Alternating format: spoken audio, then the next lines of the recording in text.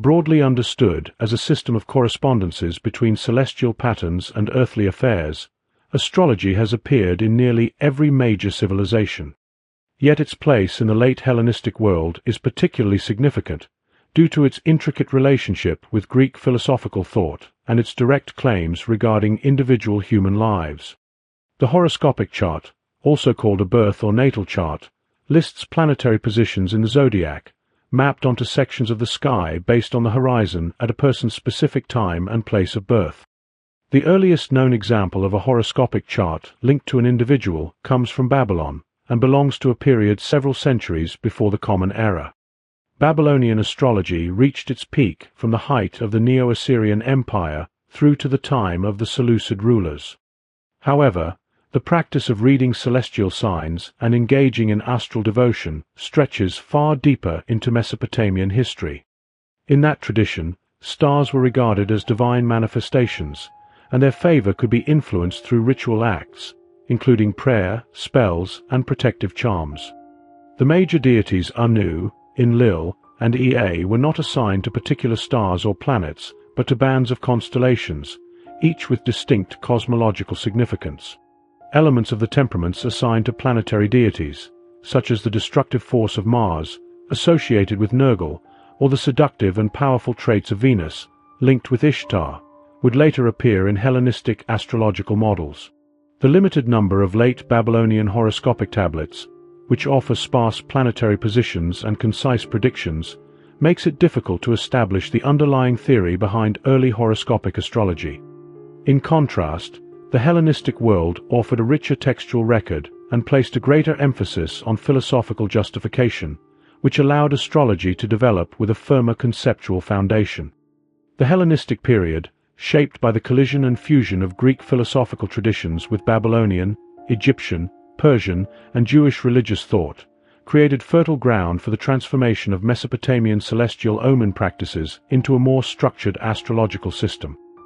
With this background in mind, we can now examine the philosophical traditions of the Hellenic and Hellenized world that allowed Babylonian astrology to take root, evolve, and gain widespread acceptance. In early Greek thought, the concept of fate often operated interchangeably with the will of the gods. Fate implied a form of divine foreknowledge, sometimes directly dispensed by the gods themselves. When the gods intervened in human affairs, they introduced the potential for divergent paths based on moral decisions. A single choice that either aligned with or defied divine will, such as the moral dilemma faced by Odysseus concerning sacred cattle, could set a person on a path of unalterable consequence. Among the pre-Socratic philosophers, powers such as Moira, destiny, Ananke, necessity, Nemesis, Hymarmene, fate, Sumphra, chance, and Tukka, fortune, took on layered roles that were both metaphysical and personified. These figures often occupied a space that blurred the lines between theology and ontology.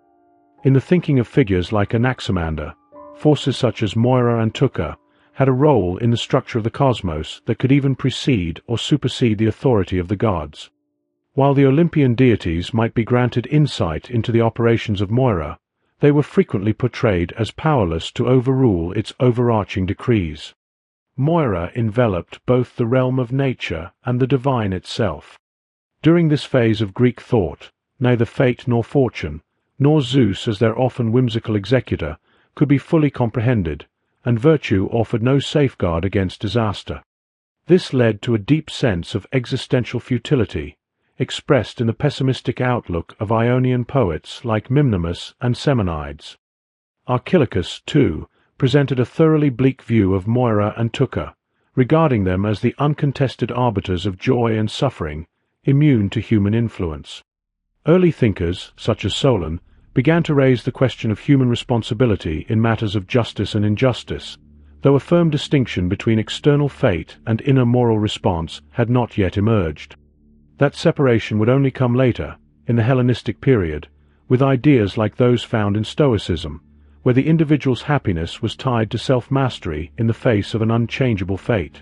Theognis offered a kind of early Stoic endurance of destiny, championing the strength of character while also lamenting the unfairness that allowed the wicked to prosper and the innocent to suffer. Democritus, reacting to the unpredictability often attributed to chance, leaned toward a worldview based on necessity and causality. In his view, blaming chance was a way to hide one's ignorance of the true chain of causes. While he did not completely reject the existence of chance, he used it to signify causes that remained hidden or unclear. In this early philosophical landscape, we see the groundwork being laid for overcoming the limits of understanding, not just of the universe at large, but also of personal fortune. Later Hellenistic astrologers sought to address this very problem. Their goal was to construct a sophisticated celestial logic that could make sense of the seeming randomness of fate. In doing so, they aimed to transform the workings of chance and destiny into a knowable system, accessible to those trained in its interpretation. The evolution of Greek medical thought introduced a distinction between a shared, general human nature and the specific, individual nature of each person. Central to Greek medicine was the belief in a unified and lawful natural world. Following a view akin to Democritus' atomism, even what appeared to be chance, like tukka, was seen as the result of causes, though not always foreseeable.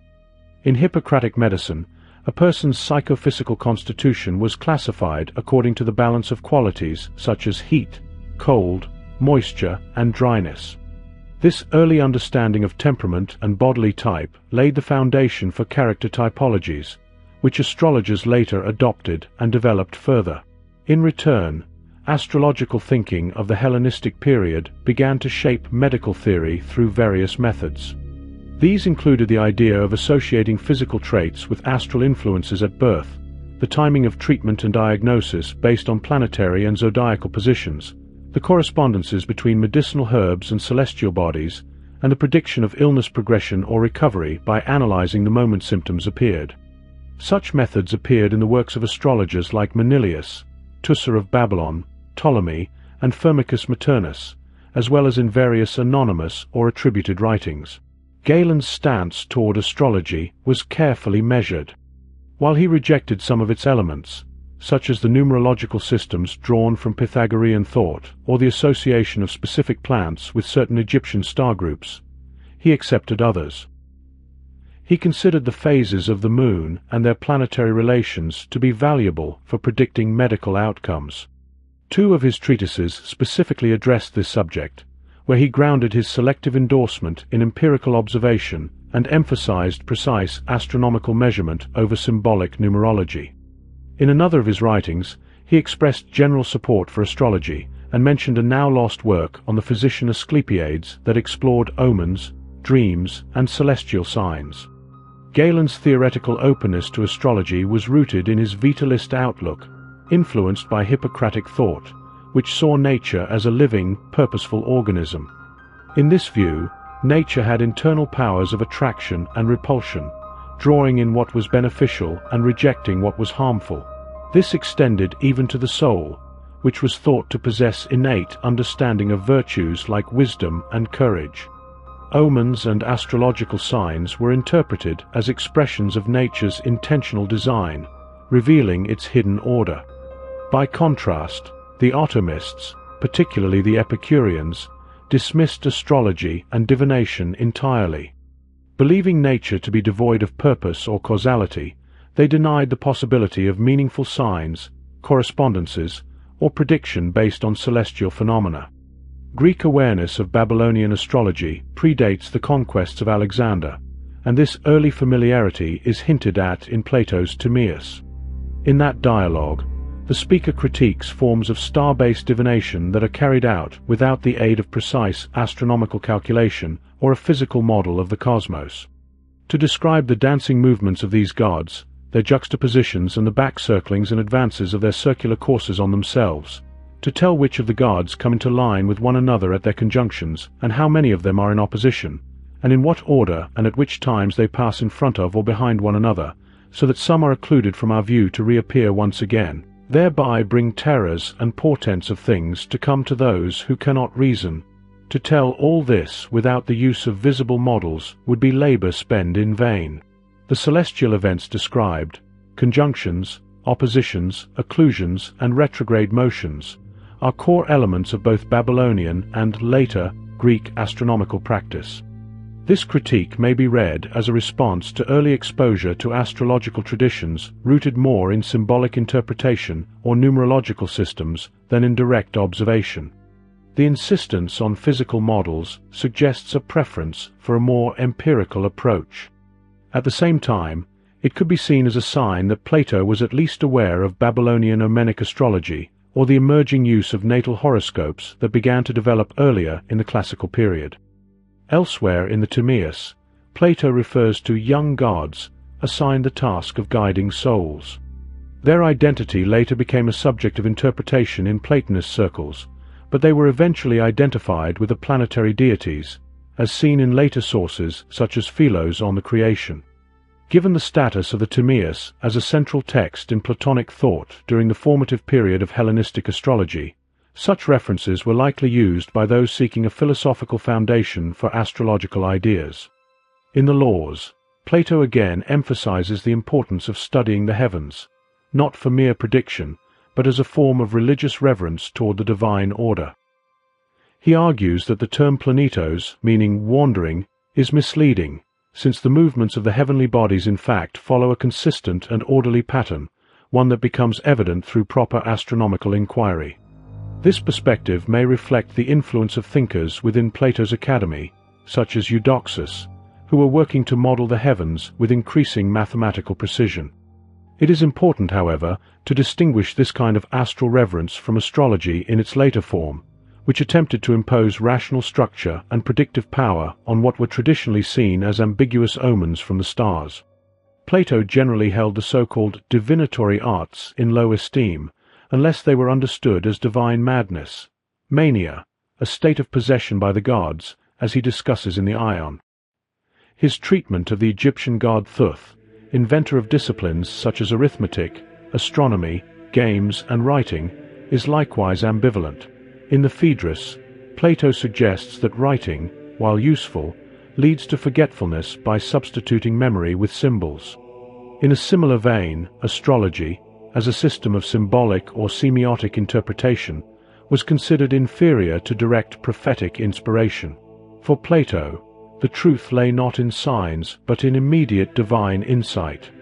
The Greeks were already imagining successive ages of civilization in myth as early as Hesiod, who described a progression from a golden age, when the gods lived among mortals, through silver and bronze, and finally to the grim present of the Iron Age.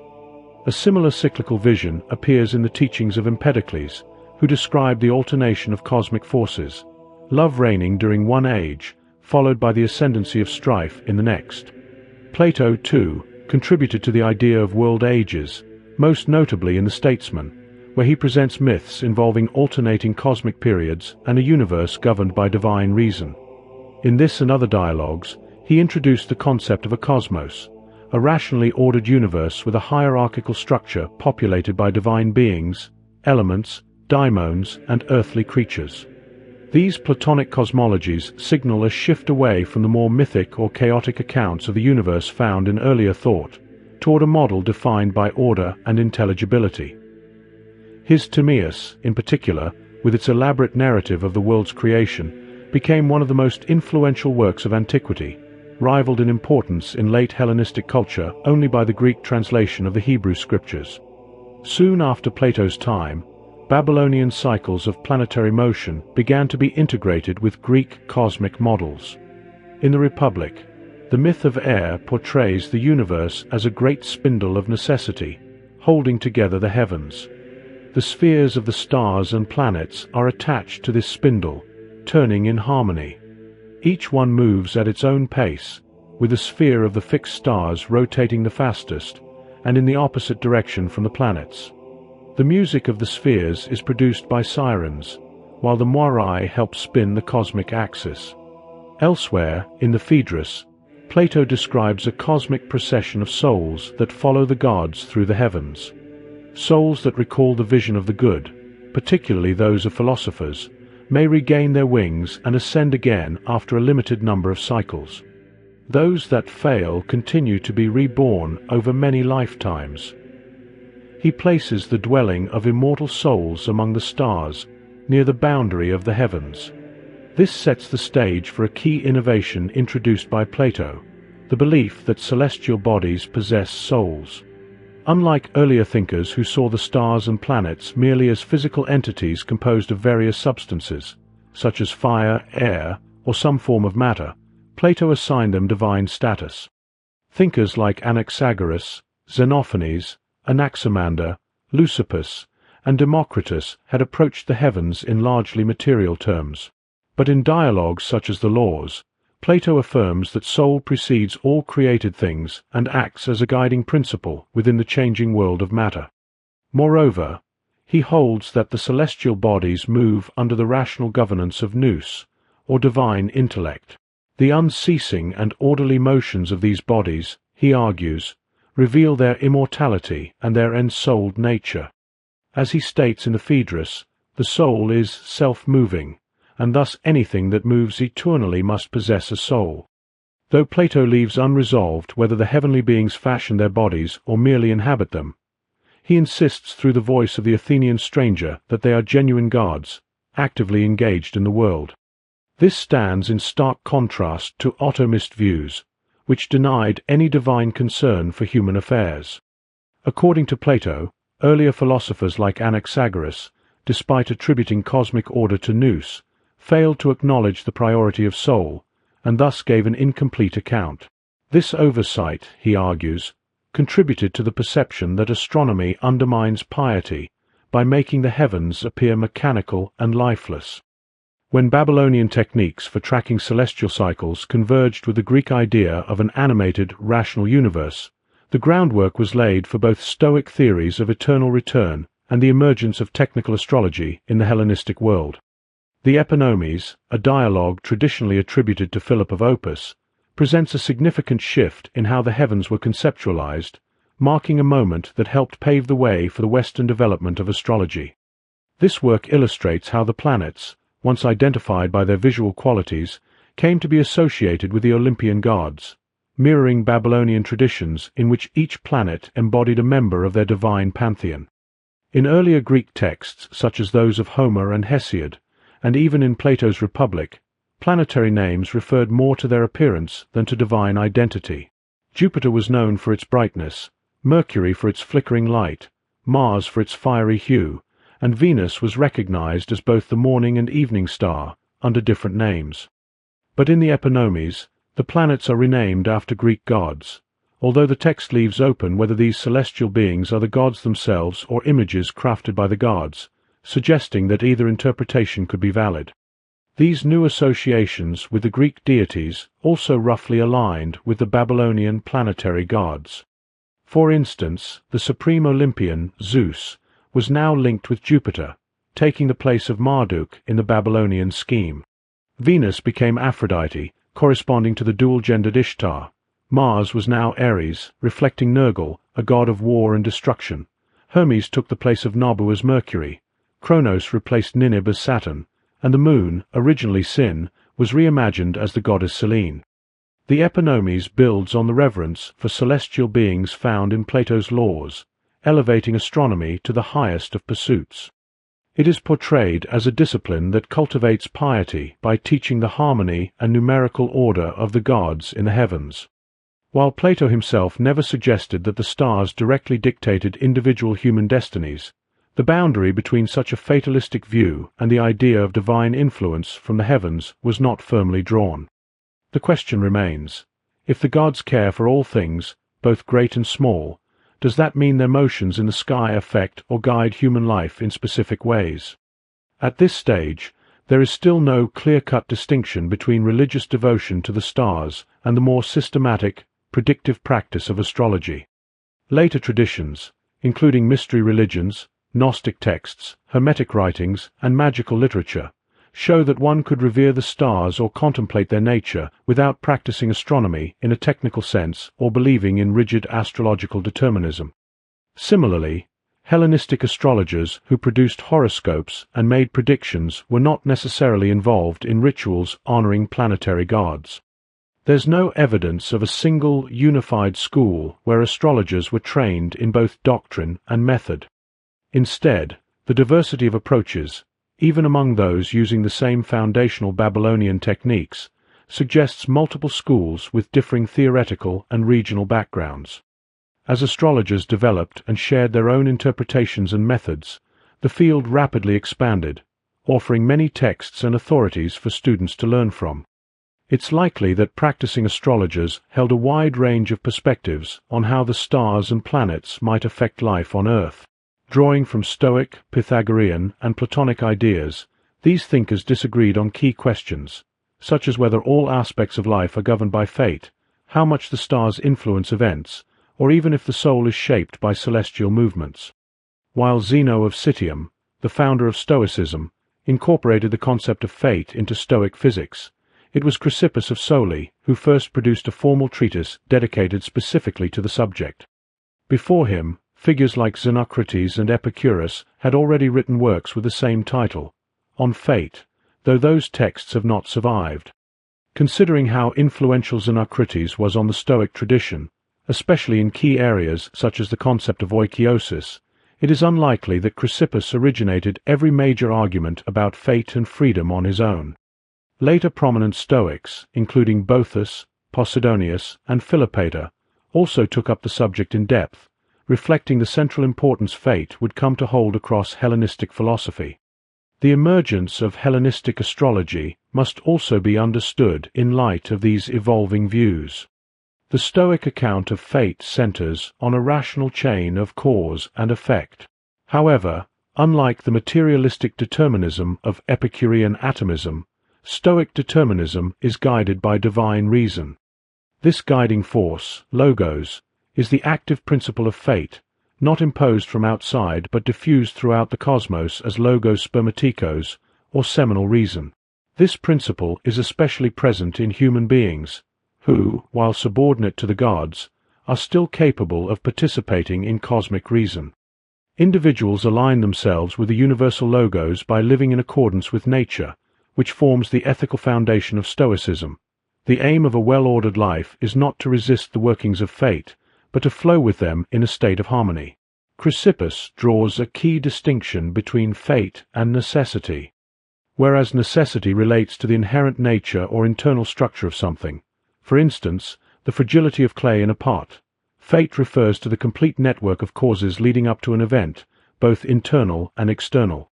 The breaking of a particular pot, then, would result not just from its fragile material, but from a complex set of circumstances that brought about its destruction.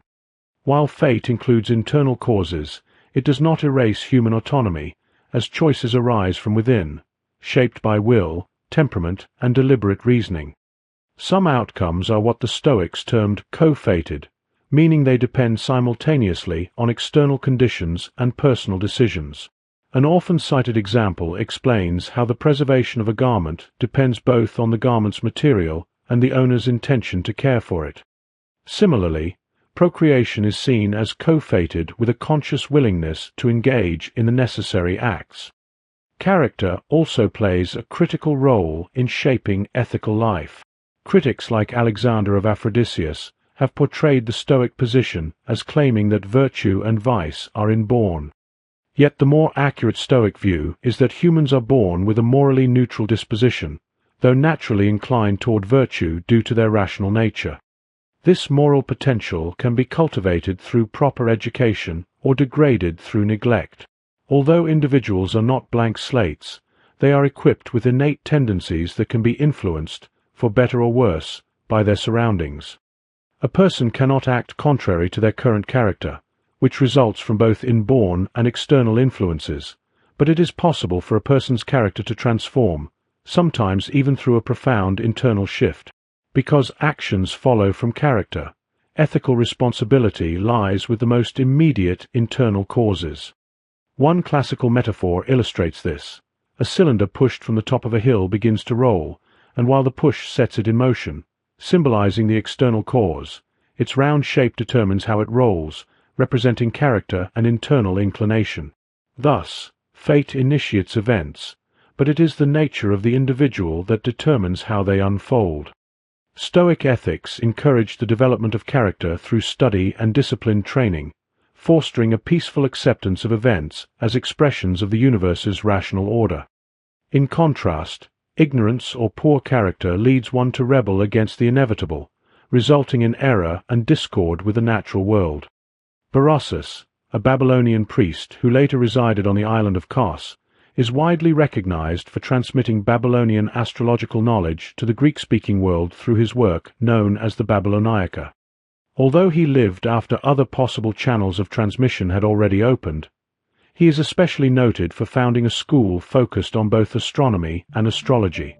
Figures such as Kidinu and Sodines, Babylonian experts cited by the astrologer Vettius Valens, also played significant roles in shaping Hellenistic astrology and astronomy.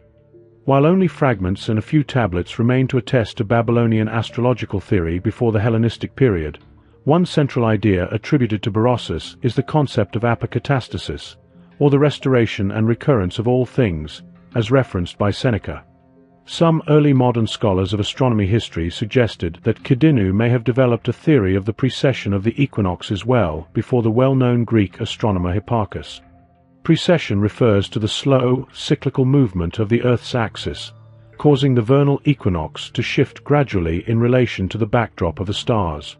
This motion was thought by some to form the foundation of the belief in eternal return. However, later research, especially by Otto Neugebauer, has challenged and refuted this theory. Despite such debates, it remains likely that Babylonian cosmological thinking had a lasting influence on early Stoic philosophy, particularly on figures like Chrysippus. Within early Stoic doctrine, the idea of eternal recurrence is expressed through the notion of a periodic cosmic conflagration, known as ekpyrosis, which marks the conclusion of one world cycle and initiates another. According to this view, a complete cycle, sometimes called the Great Year, continues until the planetary bodies return to their original configuration or sign in the zodiac.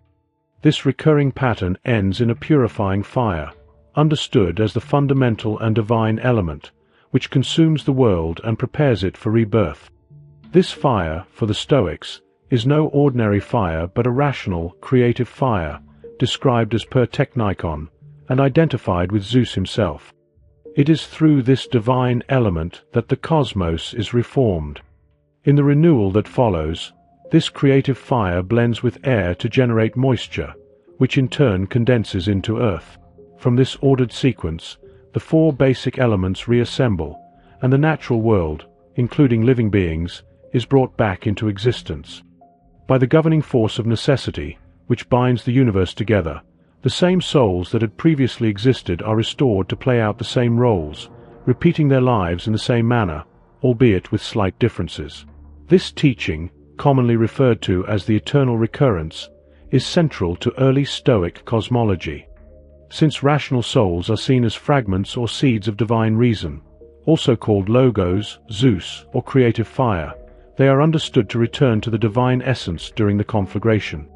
However, this should not be mistaken for an afterlife in the sense familiar from religious traditions like Christianity. Rather, it is a return to the origin, emerging back into the rational substance of the universe.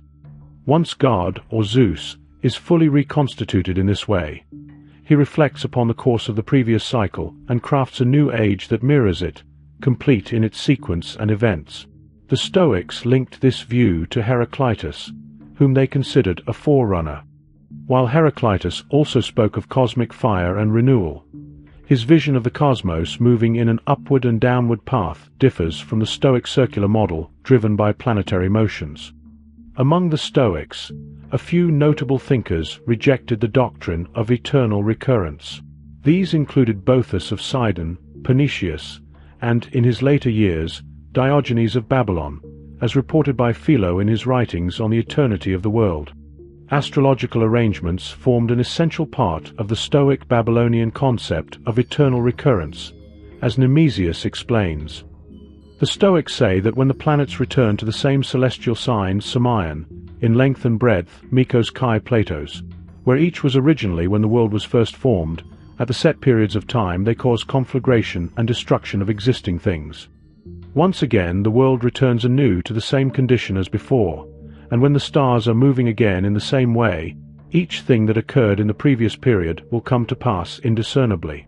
The term Samaean, used here, may refer to any celestial marker, although the usual term for a zodiacal sign was Zoidian. The reference to length and breadth, understood as celestial latitude and longitude, is clarified in later sources. The astrologer Antiochus identifies this original alignment more precisely as occurring at the boundary between the zodiac signs Cancer and Leo, particularly the final degree of one and the first degree of the other. An alternate version of this cosmological theory includes what is called an antipokatastasis, meaning a secondary return or restoration, this time involving destruction by water. This opposing event is said to occur when the planets align in Capricorn, the sign directly opposite to Cancer and Leo. The notion of such a watery catastrophe, a kind of universal flood, was also associated with Berossus by Seneca. Firmicus Maternus, a 4th century astrologer who later converted to Christianity, linked apokatastasis to the concept of the Thema Mundi or Genesis cosmos. This was imagined as a universal birth chart in which each planet occupies the 15th degree of its own zodiacal sign. Yet Firmicus was careful to state that this cosmic configuration was not meant to imply a literal beginning of the world, a notion he said was beyond human perception or measurement. In keeping with Stoic views of an eternal cosmos, he insisted that the world had no discoverable origin. According to him, the Thema Mundi was created by Hermetic astrologers as a pedagogical device, symbolic and illustrative rather than historical. Another version of the Genesis cosmos, which appears more often in astrological literature, involves placing each planet not merely in its own sign but in the exact degree of its exaltation, known as hypsoma. These exalted positions were established within Babylonian astrological tradition and were considered highly potent placements in planetary theory. In Stoic thought, the concept of eternal recurrence provides a foundation for both the validity of divination and the notion that future events are knowable. The celestial bodies, sun, moon, and planets, are considered divine and are thought to possess a creative and rational fire. Though their physical forms are consumed in the world conflagration, they continue to exist as rational principles within the divine mind of Zeus. As immortal beings, they retain memory of everything that occurs within the cosmic cycle and thus possess knowledge of all that will happen when the cycle repeats itself. Because of this, divination is not only possible but seen as a sacred and reasonable practice. Among the Stoics who accepted its legitimacy were figures like Chrysippus, Diogenes of Babylon, and Antipater. Chrysippus even used the assumption that divination is a real science to support the broader Stoic doctrine of fate.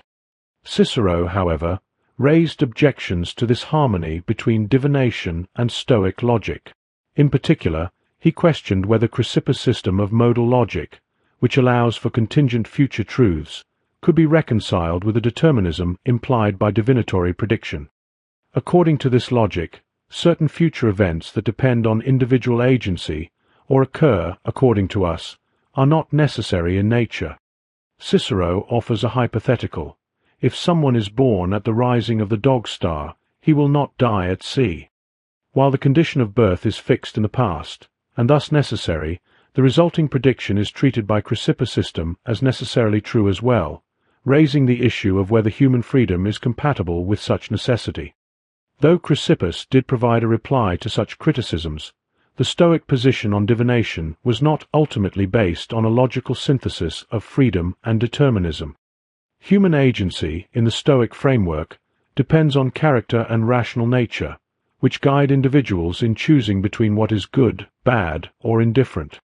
These choices, while not causally determined in a strict sense, remain consistent with the unfolding of cosmic fate. Human beings, as rational emanations of the divine logos, make decisions in harmony with the eternal structure of the cosmos, and thus do not disrupt the truth of what has been foretold.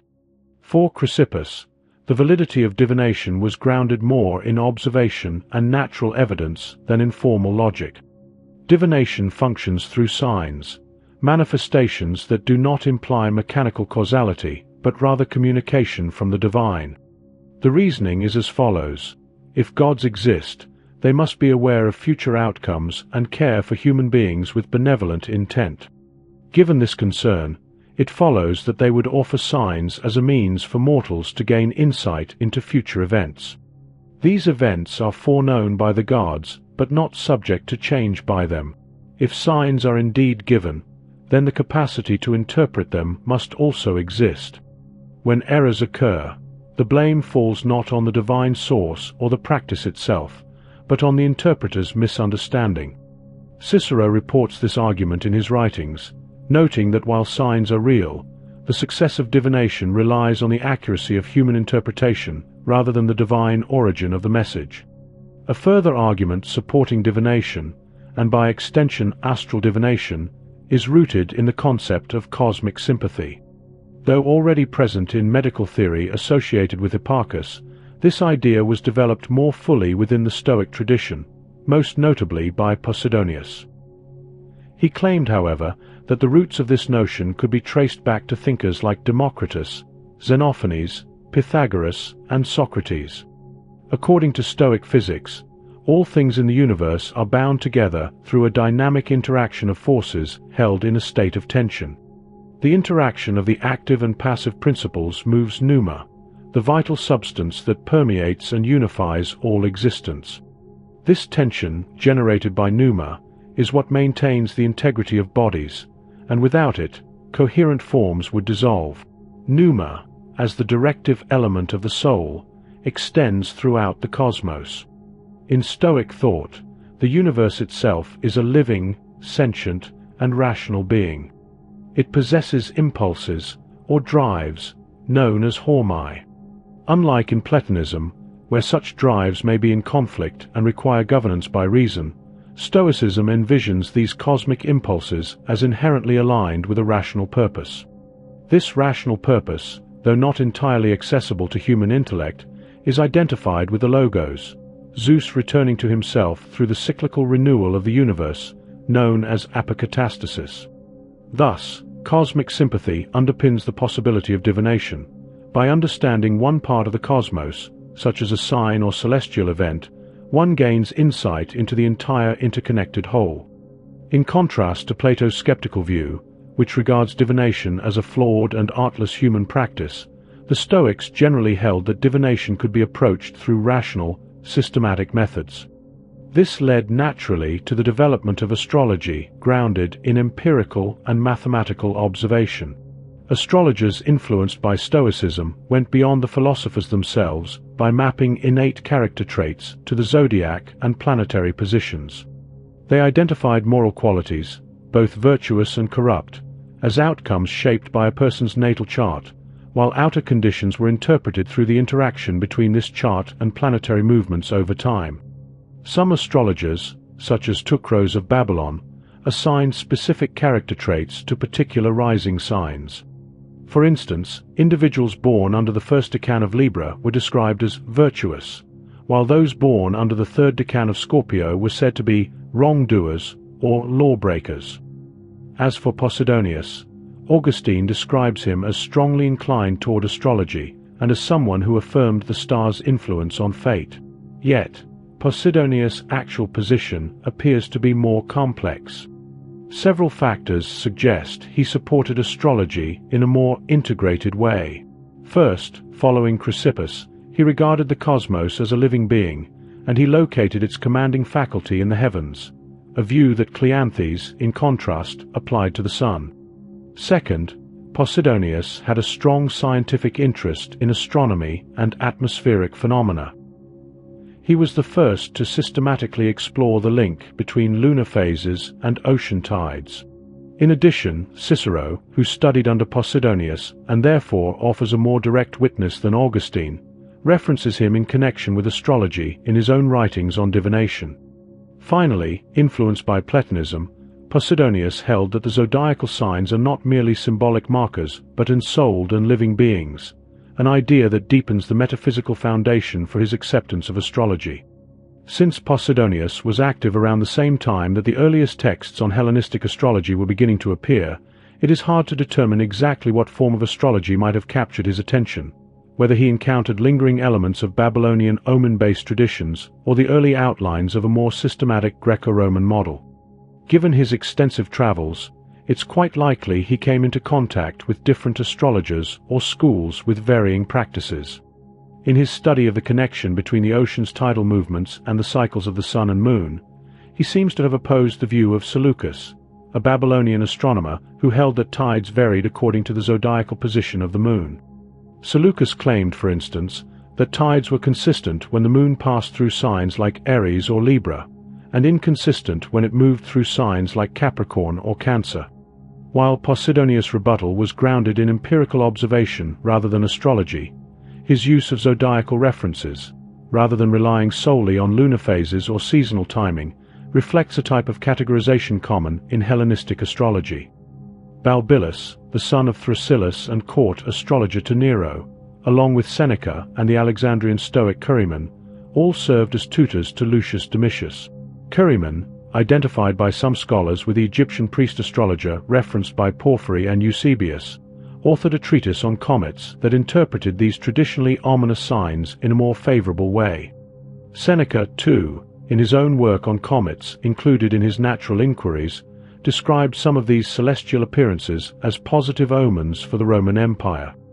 A distinctive Stoic addition to Hellenistic astrology, setting it apart from the Babylonian model, was the principle put forward by Chrysippus involving two fundamental forces, active and passive, expressed through the elements. Fire and air were seen as active, while earth and water were passive. Astrologers would later associate these elements and qualities with each sign of the zodiac. Later philosophical contributions from Middle Platonists and Neopythagoreans helped position astrology as a systematic body of knowledge, rooted in order and mathematics. This structured nature of astrology would lead some to accept it as credible, while others viewed it as a powerful or even threatening intellectual rival. These developments helped differentiate astrology, in terms of knowledge and method, from other forms of divination like liver reading or dream interpretation. The merging of Pythagorean and Platonic thought is not surprising, especially given Plato's increasing interest in Pythagorean ideas in his later works. From the early stages of the Academy, Pythagorean theory began to intertwine with Platonic philosophy. Speusippus, for example, wrote about numerical doctrines and became a key figure in passing on these ideas, particularly to later Neopythagorean thinkers, if not directly to his Academy peers. Alongside him, Xenocrates developed a cosmology based on a hierarchy arising from two foundational principles, the One and the Dyad. The One symbolizes unity and order, while the Dyad represents motion, multiplicity, and division. The relationship between these two principles became a central philosophical issue within the early Academy. Xenocrates also believed that stars were Olympian gods made of fire, and that beneath the lunar realm existed daimons and elemental spirits. In his view, we see both the alignment of deities with celestial bodies, similar to what Philip of Opus proposed, and the belief that gods operate as natural forces. This raised important questions for astrology, especially regarding the scope of influence that planetary gods might have, since the Olympian deities were associated with the planets themselves. Xenocrates also taught that the world soul was created through the union of the monad and the dyad, and that it served as a boundary between the heavens and the world below the moon. His cosmological ideas would later be expanded by Plutarch, who explored the functions of the world soul, planetary spirits, fixed stars, and daimons in even greater depth. The thinkers known as the Middle Platonists, many of whom regarded themselves as faithful interpreters of Plato, were deeply influenced by ideas from other philosophical schools. In particular, the natural philosophy of Antiochus of Ascalon reveals a clear Stoic influence. He incorporated the Stoic concept of qualities, poietets, understood as dynamic forces that act upon infinitely divisible matter, into his own cosmological framework. The coherence and unity of the cosmos, for Antiochus, is maintained by the world soul, in much the same way that Stoic cosmology attributes cohesion to the pervasive presence of pneuma. He identified the Stoic logos or Zeus with the Platonic world soul, envisioning it as a governing principle that directs both celestial phenomena and earthly events that impact human life. Furthermore, he accepted the Stoic notion of the creative fire, per technikon, as the fundamental substance from which stars, gods, and all things are composed. There is little evidence suggesting that Antiochus adhered to a notion of immaterial transcendence, which some other Platonists favored.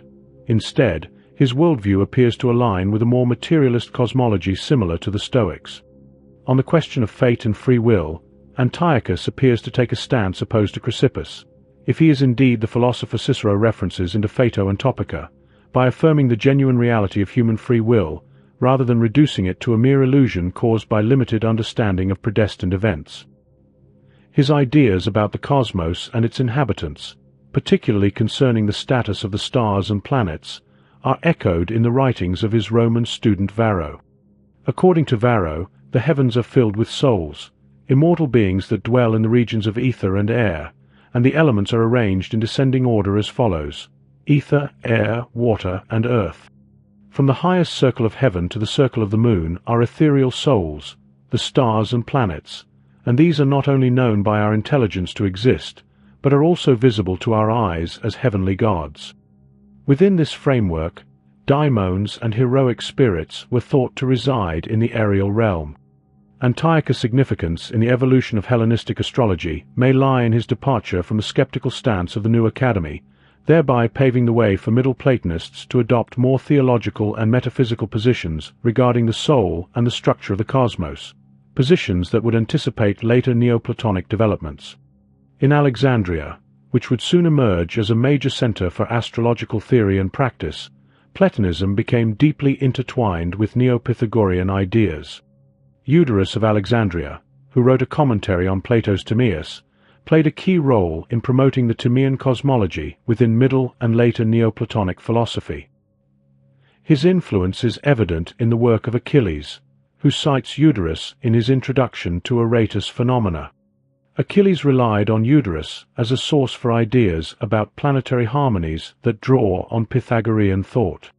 From this text, we learn that Eudoras upheld the view, shared by Plato and the Stoics, that stars are living beings endowed with souls, Isagoge 13.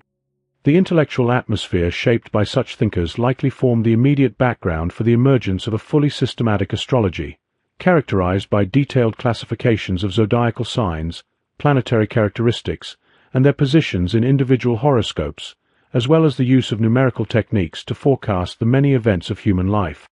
The revival of Pythagorean philosophy around the middle of the 1st century before the Common Era brought with it a renewed interest in certain works attributed to early Pythagoreans, such as Timaeus of Locri and Ocellus Lucanus. These writings were accepted as genuinely ancient and pre-Platonic, even though they most likely originated a few generations earlier than their rediscovery, possibly from the Hellenistic period. Their importance lies in the cosmological doctrines they contain, which appear to have provided intellectual support for the emerging system of Hellenistic astrology. In On the Nature of the Universe, Perites tu Pantos Fusios, Ocellus presents a vision of the cosmos as an eternal, harmonious whole, without beginning or end. Relying on empirical reasoning, he argues that since we do not observe the universe either coming into being or perishing, we must conclude that it is everlasting, and so are its parts. This whole is distinguished into two realms, the higher, celestial world and the lower, earthly domain.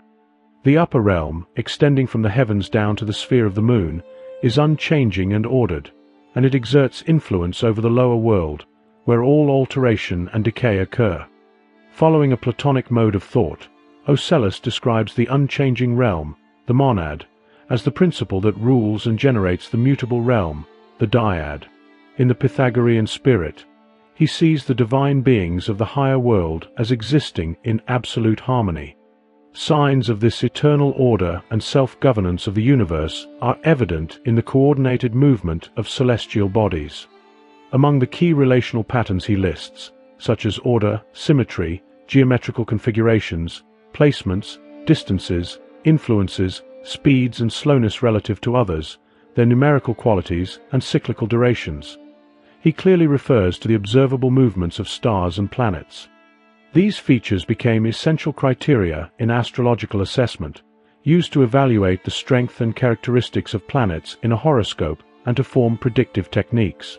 For example, the speed of a planet was believed to indicate its potency, with quicker motion signifying strength and slower motion, especially near retrograde phases, signifying weakness.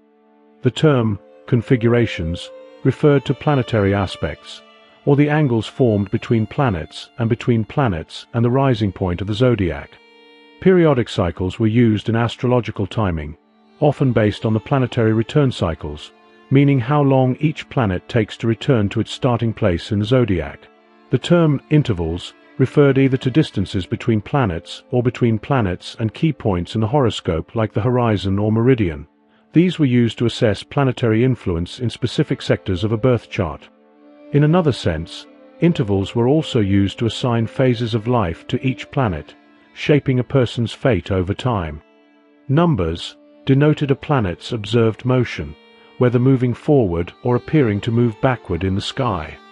The powers of the planets involved combinations of natural forces such as heat, cold, moisture, and dryness, which determined a planet's influence as either beneficial or harmful, ideas later found in authors like Ptolemy. Ocellus himself lists these powers, hot, cold, wet, and dry, and contrasts them with the underlying substances or elemental types of fire, air, water, and earth. In his explanation of astral causation, Ocellus treats the planetary powers as immortal forms that act upon the mutable, earthly elements, bringing about changes in the sublunary world.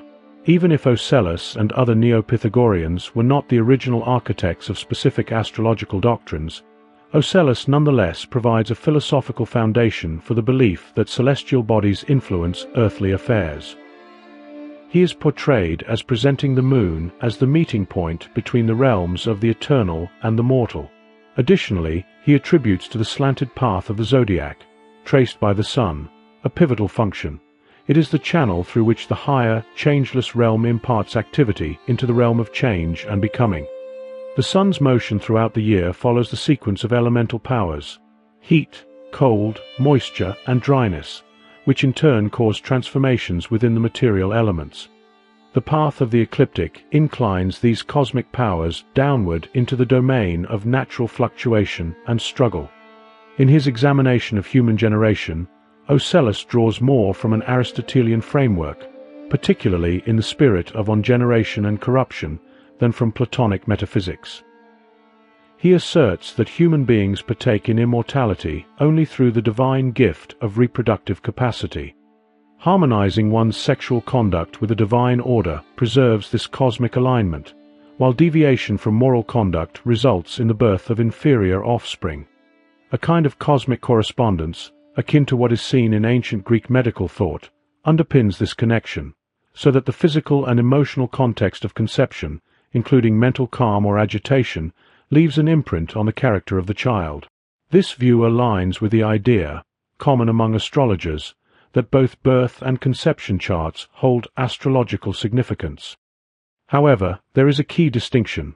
While Ocellus ties outcomes to moral virtue or failing, astrologers typically interpret the positions of the heavens at such moments as universally reflective, rather than morally consequential. In astrology, the state of the cosmos at a given instant is believed to imprint itself upon all things coming into being at that time, people, events, or undertakings, without necessarily involving ethical judgments. Astrological manuals of the time largely refrain from discussing cosmic punishment or reward, focusing instead on the delineation of fate based on observable planetary configurations. Still, such systems did not exclude the possibility of broader questions regarding cosmic justice or cycles of rebirth. They simply did not make such concerns central to their technical practice. The Hellenistic work attributed to Timaeus of Locri, titled On the Nature of the World and the Soul, presents itself as the foundational source from which Plato derived his dialogue of the same name. For the most part, this text functions as a condensed restatement of Plato's ideas. In it, the circles of the same and the different are said to carry, respectively, the fixed stars and the wandering planets. The celestial sphere of the fixed stars, encompassing the cosmos, is assigned the dodecahedron as its ideal shape, reflecting the Pythagorean reverence for mathematical perfection. One element of particular interest for astrological theory is the account of the origin of souls. According to the treatise, the four elements are created by the demiurge in equal strength and quantity, and human souls are composed in a corresponding balance. The crafting of individual souls, however, is assigned to nature, personified as a feminine creative force, who receives this task from the demiurge. She shapes each soul from the planetary bodies, including the sun and moon, drawing primarily from the circle of difference, but adding a portion of the circle of the same to form the rational part of the soul. This process implies a variation among souls, hinting at different destinies shaped by their celestial composition.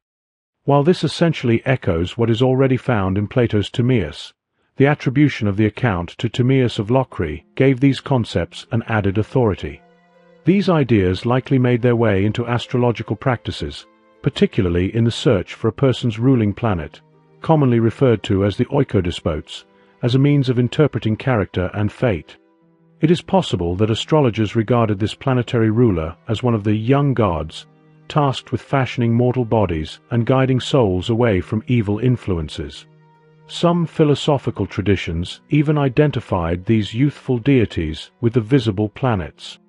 Astrological writings attributed to a figure named Timaeus Praxidas appear to come from a similar period, although there is insufficient evidence to confirm whether he is the same individual as the author of the cosmological text. Nonetheless, the continued invocation of the name Timaeus suggests that it held significant weight among astrological thinkers.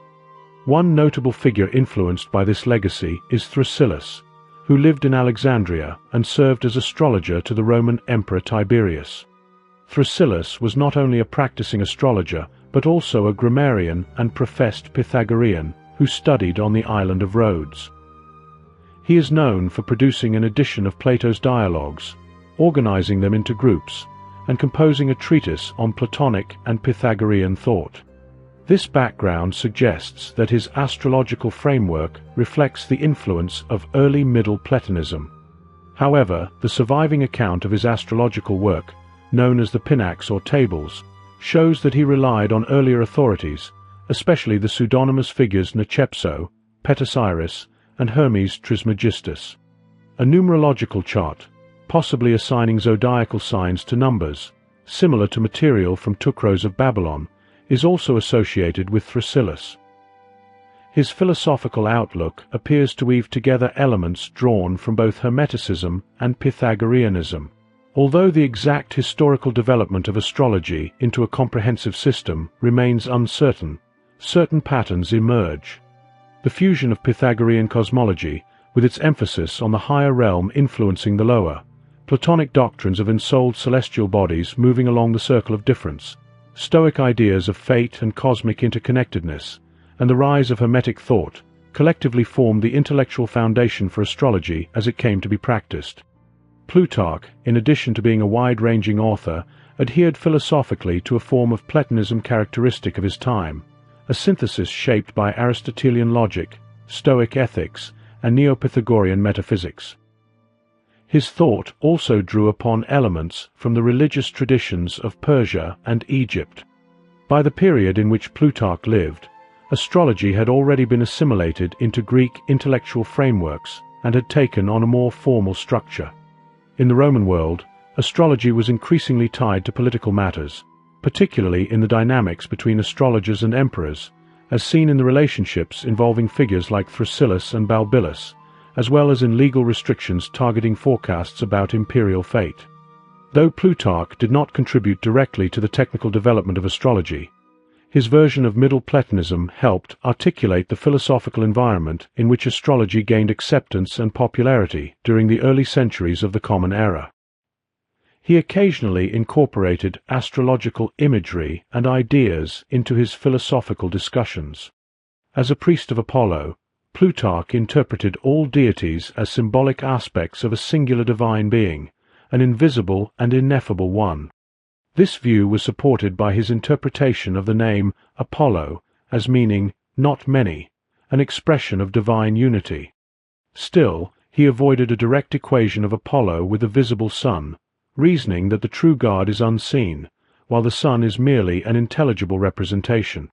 In his cosmology, the sun represents nous, the divine intellect at the heart of the cosmos, while the moon corresponds to the world's soul, and the earth is likened to the lower bodily organs.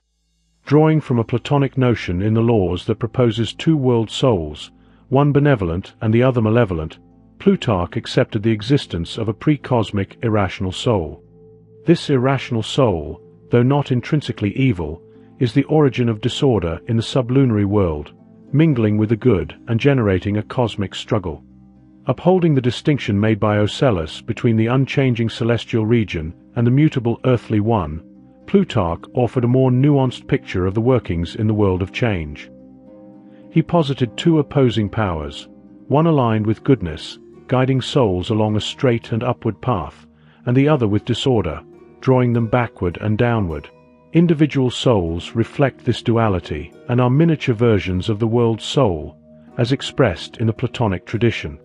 In the realm below the moon, souls are influenced by a triad of forces: fate, chance, and voluntary choice. The divine figures known as the young gods, originally from Plato's Timaeus, who oversee the soul's descent and journey, are linked by Plutarch to the irrational soul's domain, thereby opening space for the possibility of astrology within his cosmology. Plutarch also described four foundational principles active in the cosmos: life, motion, generation, and decay. Life connects to motion through the action of the invisible, the monad. Motion leads into generation via the mind. Generation passes into decay through the soul. The three fates are involved in the cyclical process, each associated with a celestial sphere, one seated in the sun, presiding over life and motion, another in the moon, overseeing generation, and the last on earth, governing decay. In death, the soul is said to ascend to the moon, while the mind returns to the sun.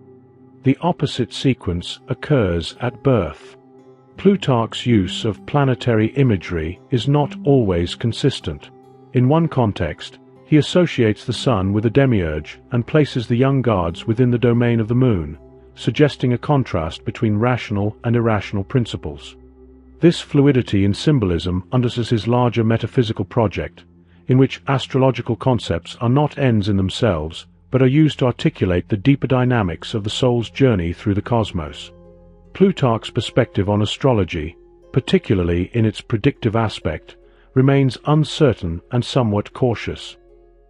He does acknowledge the plausibility of divination through human faculties, though he also notes its limitations due to the interference of bodily conditions, an idea he explores in his discussions on oracles and the nature of divine communication.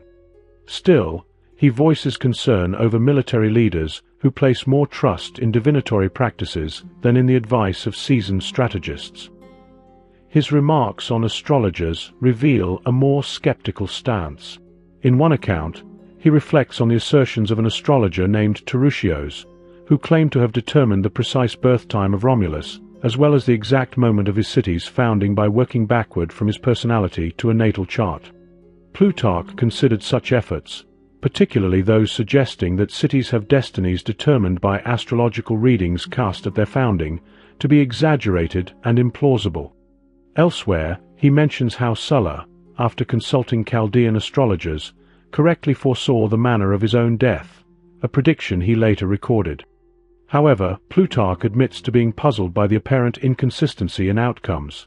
For instance, Marius seemed to benefit from his reliance on divination, whereas Octavius did not, despite turning to similar sources. This inconsistency underscores Plutarch's cautious attitude toward astrological claims. Cicero, in his treatise on divination, reports that Eudoxus dismissed Chaldean astrology, indicating Greek familiarity with Babylonian astrological practices well before Plutarch's time. Another reference, preserved by Proclus, recounts Theophrastus' awareness of horoscopic astrology, which focused not on general weather patterns or events, but on individual destinies. Manuals authored by Greek-speaking astrologers dealing with natal astrology, interpretations based on the birth chart of an individual, began circulating around this earlier period. In addition to birth horoscopes, many early texts illustrate a parallel tradition known as catarchical astrology. This practice involved identifying the most favorable moment to initiate an activity, but it was also employed retrospectively, to determine causes of illness, track lost or stolen objects, or resolve uncertainties about events that had already taken place. Fragments linked to the astrologer-philosopher Thrasyllus reflect these uses, suggesting that not all practitioners viewed fate as fixed and unalterable. Like Plutarch, they may have accepted a worldview shaped by the interplay of destiny, randomness, and choice. In a cosmos believed to be unified and responsive, astrology tied to natural rhythms or opportune timing was less contested than that which claimed insight into individual souls. Nevertheless, the astrological focus in later writings shifted more toward natal charts than electional techniques. Methods intended to predict sensitive issues such as lifespan became increasingly widespread and were sometimes even implicated in political life. This growing interest in personal fate and disposition reflects a cultural turn in the later Hellenistic period toward the concerns of the individual, shaped by a time of intense political and social transformation. Among the earliest Hermetic texts, the so-called technical Hermetica include writings focused on astrology, which stand apart from the more philosophical Hermetic works. These early texts, mentioned by Clement, discuss topics such as the structure of the fixed stars, the movements of the sun, moon, and planets, the phases and conjunctions of celestial bodies, and the timings of stellar risings. Despite their astrological subject matter, these writings show limited technical complexity when compared to the more advanced predictive methods found in Katarchic and natal astrology traditions. An important exception to this otherwise modest astrological content is the body of work attributed to Nechepso and Petasiris. Though the texts themselves survive only in fragments quoted by later authors, they were foundational for many later astrological thinkers. These works, often placed in continuity with the Hermetic lineage, are cited by figures such as Firmicus Maternus as having been transmitted through intermediaries like Asclepius and Anubio, ultimately stemming from Hermes Trismegistus. Whether these authors refined existing techniques or introduced novel ones is unclear, but the frequency with which they are referenced confirms their pivotal role in shaping technical Hellenistic astrology. A broader discussion of astral thought in later Hermetic and Gnostic traditions follows elsewhere. Additional fragments attributed to both authentic and pseudonymous astrologers from the transitional period between the late Hellenistic and early Roman eras offer further insight. These include names such as Critodemus, Dorotheus of Sidon, Tucros of Babylon, and others like Seropion, Orpheus, Timaeus Praxidas, Anubian, and Thrasyllus. Some of these figures are linked to more poetic or legendary identities, like Pseudo-Eudoxus or Pseudo-Erasistratus. While the theoretical underpinnings of their practices are often obscure, a few exceptions stand out, notably Manilius and Thrasyllus. Manilius, a Roman Stoic writing in Latin, produced the Astronomica, a didactic poem on astrology. His work, likely dedicated to a member of the imperial household, contains substantial technical content. However, there is little indication that he himself engaged in astrological practice. Some scholars have proposed that he deliberately avoided certain doctrines, such as those concerning planetary influence, perhaps to sidestep political sensitivities of his time, or alternatively, his work may simply be incomplete. His Stoicism presents a deterministic cosmos governed by fate, where astrology serves as a way to understand, but not alter, the natural and divine order. Though all things may be fated, Manilius does not view this as justification for wrongdoing. Evil actions remain condemnable regardless of their causes. He invokes the regularity of celestial motions, such as the risings of fixed stars and the paths of the sun and moon, as evidence against chance, arguing instead for a universe directed by divine intention. The stars are seen as instruments through which nature determines the destinies of individuals. Nature itself, identified with reason, acts as the agent of fate, a material divinity whose purposes lie beyond ordinary human comprehension, especially when those purposes manifest as apparent misfortune. According to Manilius, the god's sole aim is the preservation of harmony and order throughout the cosmos. Beyond offering understanding or acceptance of one's destiny, Manilius also emphasizes astrology's aesthetic and spiritual value. He regards it as a divine gift, bestowed by Hermes to instill a sense of reverence toward the celestial order and the god who maintains it. Astrology saw a notable rise in popularity during the period in question, and two authors from this time, Ptolemy and Vettius Valens, stand out for the contrasting philosophical frameworks within which they worked. Ptolemy is especially unique among astrological writers because he approaches astrology primarily as an empirical scientist. His body of work extends across various fields, including astronomy, music theory, optics, geography, and philosophical reflections on knowledge.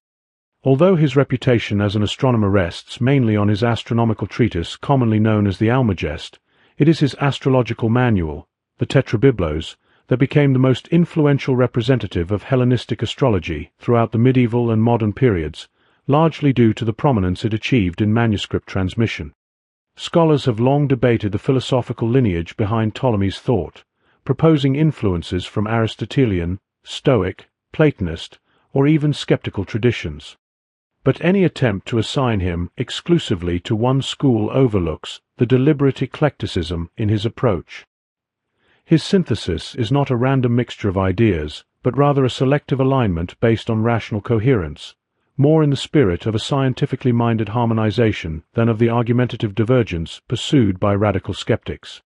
In his epistemological reflections, he shows only slight distinctions from skeptical positions, even as he borrows Stoic vocabulary, such as the concept of catalepsis, without adopting its full doctrinal context.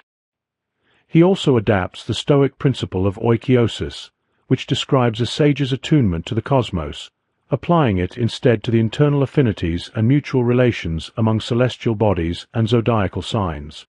Ptolemy's theoretical stance and technical choices depart so noticeably from other astrologers that some have questioned whether he practiced astrology at all. But this seems an overstatement, especially considering the Tetrabiblos contains an extended defense of astrology and a confident assertion of improved methods over those traditionally used. A more accurate description would be to view him as a reformer within the astrological tradition. His emphasis on causality and rejection of certain established techniques later made him a target for criticism by philosophers like Plotinus. Among the methods he discredits are several associated with Hermetic sources, particularly those linked to the writings attributed to Nechepso and Petasiris. These include the use of so-called lots, points derived from mathematical relationships between planets and the ascendant, and the 12-place division of the chart, which assigns different areas of life to specific sectors such as health, travel, or family. He also dismisses finer subdivisions of the zodiac and nearly all numerologically based approaches. To Ptolemy, these techniques lacked credibility because they were detached from direct observation of celestial phenomena. His critical stance on such speculative methods is echoed elsewhere in his writings, such as in his musical treatise, where he likewise rejects Pythagorean numerical harmonics on empirical grounds. At the start of his first book, Ptolemy states that the study of celestial relationships, astronomy, can serve as a foundation for the more uncertain practice of interpreting changes in the world below. He addresses early on the common charge that astrological prediction is futile, attributing this view not to the art itself, but to those who have misused or misunderstood it. In defense of its value, he turns to the idea of a natural connection between the heavens and the world they encompass, a theme made popular by thinkers like Posidonius. Just as the sun, moon, and stars visibly influence the environment, governing tides, seasons, and atmospheric changes, so too, Ptolemy suggests, may human beings be shaped by these same forces at the time and place of their birth. This cosmic environment helps form one's disposition, an idea echoed in earlier philosophical texts such as those attributed to Ocellus. He distinguishes between the unchanging movements of celestial bodies and the unpredictability of earthly events, noting that the former operate in an orderly fashion while the latter are complicated by numerous additional influences. Human affairs are especially affected by factors such as upbringing, habits, and culture, all of which can alter a person's fate. Ptolemy appears to urge critics to allow astrologers to take such factors into account when offering interpretations, rather than demanding predictions be made without prior context, a practice akin to what modern terminology might call a cold reading. The criticisms he responds to stem in part from skeptical traditions, including arguments developed by Sextus Empiricus, who claimed astrologers cannot even be certain whether they are casting a horoscope for a human or a beast of burden. Ptolemy's defense of astrology rests on several key points.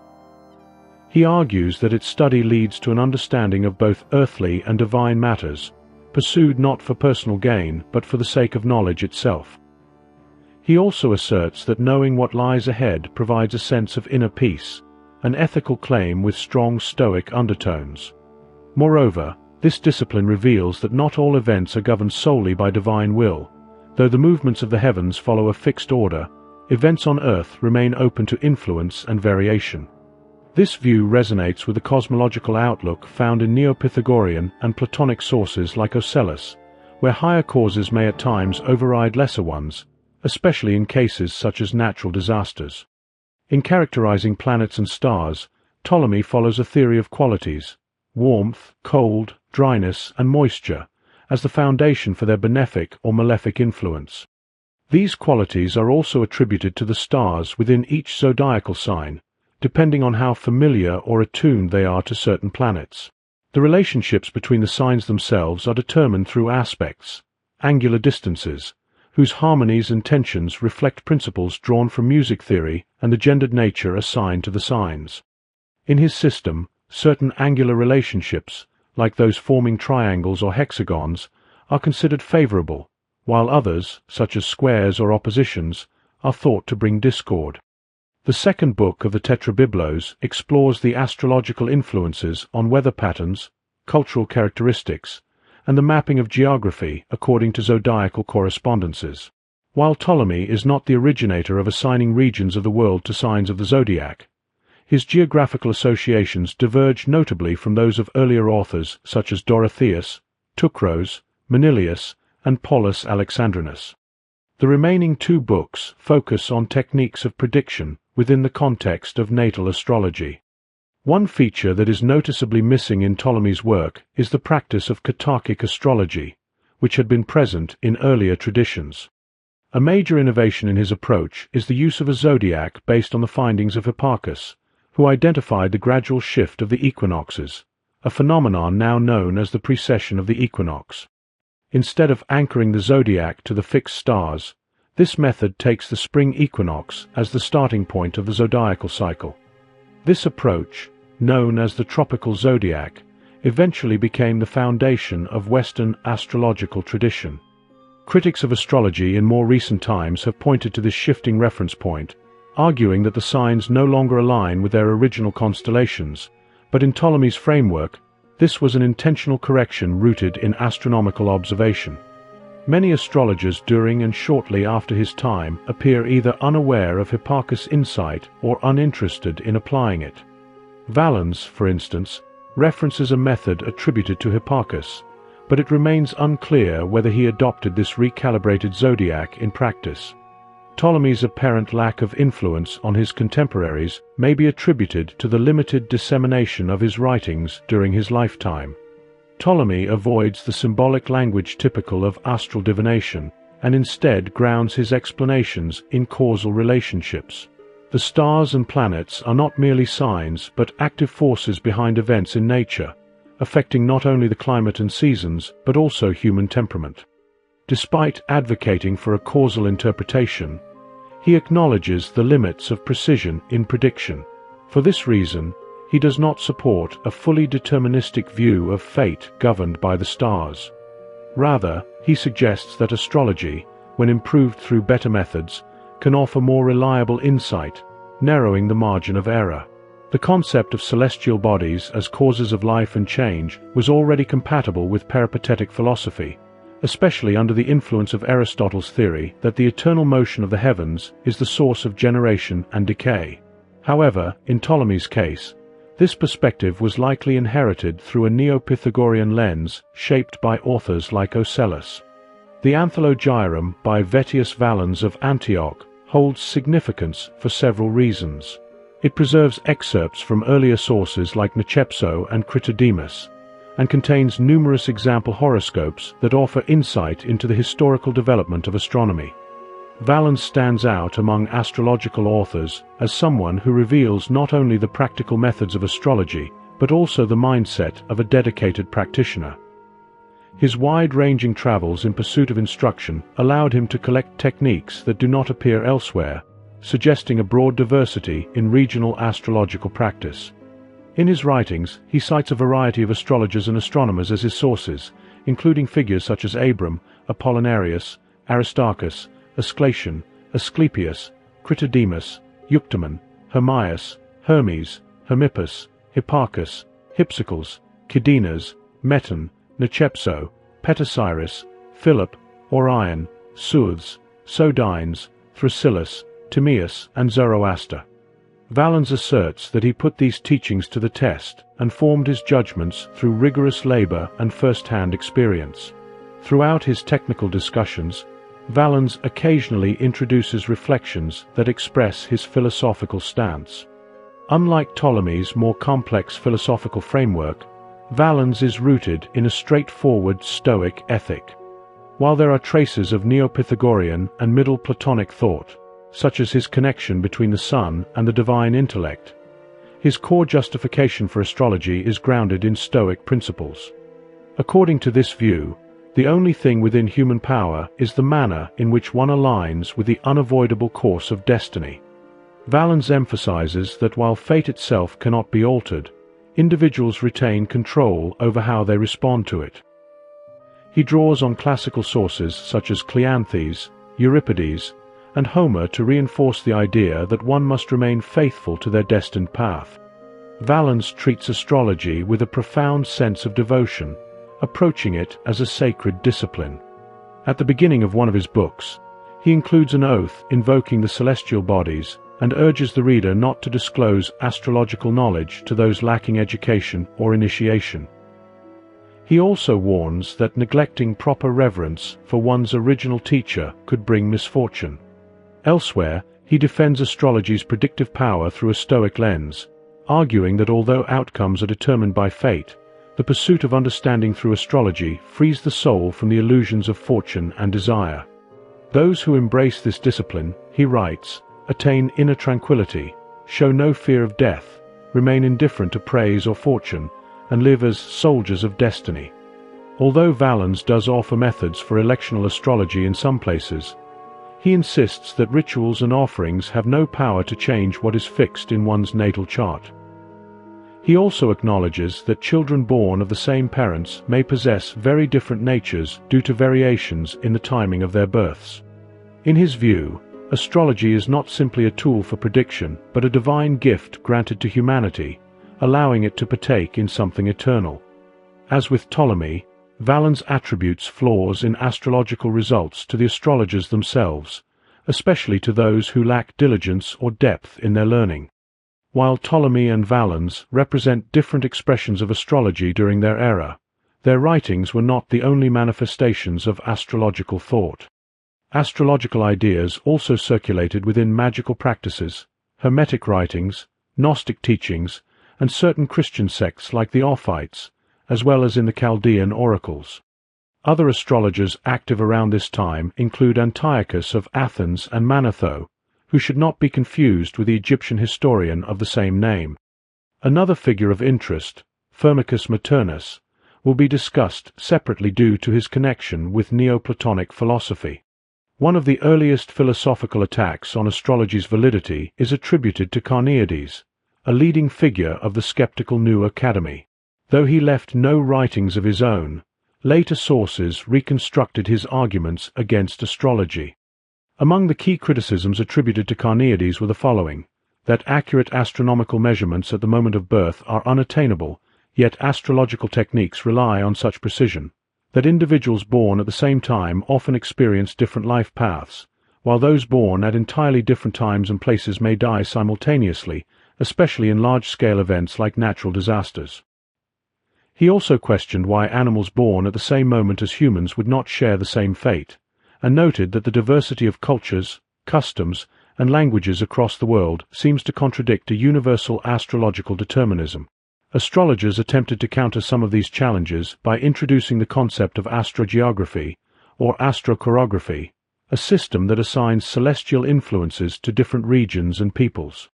This approach formed the basis of so-called mundane astrology, which focuses on predictions for entire nations rather than individuals. Early examples of this practice appear in the works of figures like Tucros of Babylon and Manilius, though its roots may extend back to Cratos of Malos, an intellectual predecessor of Posidonius, who helped shape this branch of astrological theory. Several generations later, the Pyrrhonian skeptic Sextus Empiricus would expand upon earlier critiques of astrology in his work Against the Astrologers, part of a broader series addressing various branches of knowledge. He begins by outlining the fundamental procedures involved in casting a natal chart, describing the essential concepts such as the 12 places, the classification of planets as either benefic or malefic, and the criteria by which their relative strength is assessed. He also draws attention to the disagreements among astrologers themselves, especially regarding the finer divisions of the zodiac, a point already noted by Ptolemy. Sextus opens with a set of general objections that had become common by his time. One central claim is that earthly phenomena do not truly share any meaningful connection with celestial ones. To illustrate this, he offers an anatomical analogy. The coordination between the upper and lower parts of the human body exists because they are part of a single organism, whereas such unity is lacking between the heavens and the earth. He also highlights the issue of causality, drawing on the distinction between what happens by necessity, by chance, and by human action. If astrology predicts what is necessary, then it merely states what must occur and thus serves no purpose. If it attempts to foresee what is random, then it cannot be reliable, and if it seeks to predict what depends on human agency, then it undermines the idea of free will. Through these points, Sextus critiques both the theory of cosmic sympathy and the logic of making predictions based on any or all of these causes. He then proceeds with a more targeted critique, building on the line of reasoning attributed to Carneades. Sextus places particular emphasis on the unreliability of the instruments and methods used to determine the exact time of either birth or conception, measurements that astrology assumes are crucial. To this, he adds further skepticism about the way astrologers associate human physical features and character traits with signs of the zodiac. He questions, for instance, how the sign of the lion can be linked with courage, while the bull, also a strong and traditionally masculine animal, is treated as feminine within astrological lore. He also mocks certain physiognomic claims, such as the idea that individuals with Virgo rising are fair-skinned, have straight hair and bright eyes, asking sarcastically whether people of darker complexion cannot also be born under Virgo. Sextus further argues that astrological predictions cannot be grounded in empirical repetition. The specific arrangements of the planets that astrologers rely on do not recur in any predictable cycle within human experience, as the complete repetition of planetary configurations takes an extraordinarily long time, too long to serve as the basis for observation and verification. While various calculations of this so-called Great Year circulated among astrologers in his day, there was no agreement on its actual length, casting further doubt on astrology's claim to empirical authority.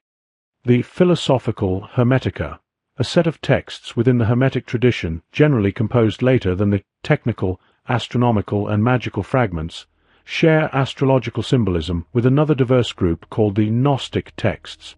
Both collections emphasize the role of planets and stars within their cosmologies and eschatologies, portraying these celestial bodies as oppressive or binding forces that the soul, seen as divine and transcending the cosmos, must ultimately escape.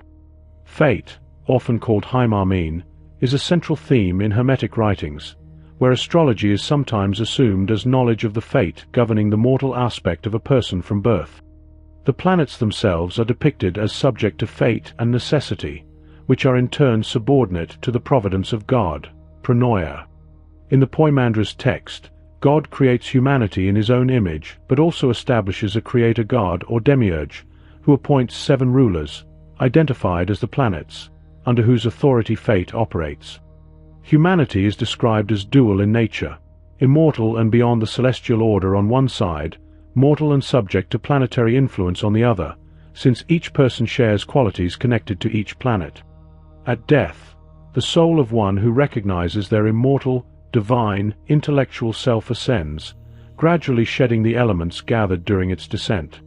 The body returns to decay, character or ethos is given to the daimon, and the aspects of the self linked to the negative traits associated with each planet, such as arrogance with the Sun or greed with Jupiter, are relinquished to the respective planetary spheres. Upon reaching the eighth realm, the soul is adorned with its own power, perhaps its astral form, and then becomes united with God in a realm beyond.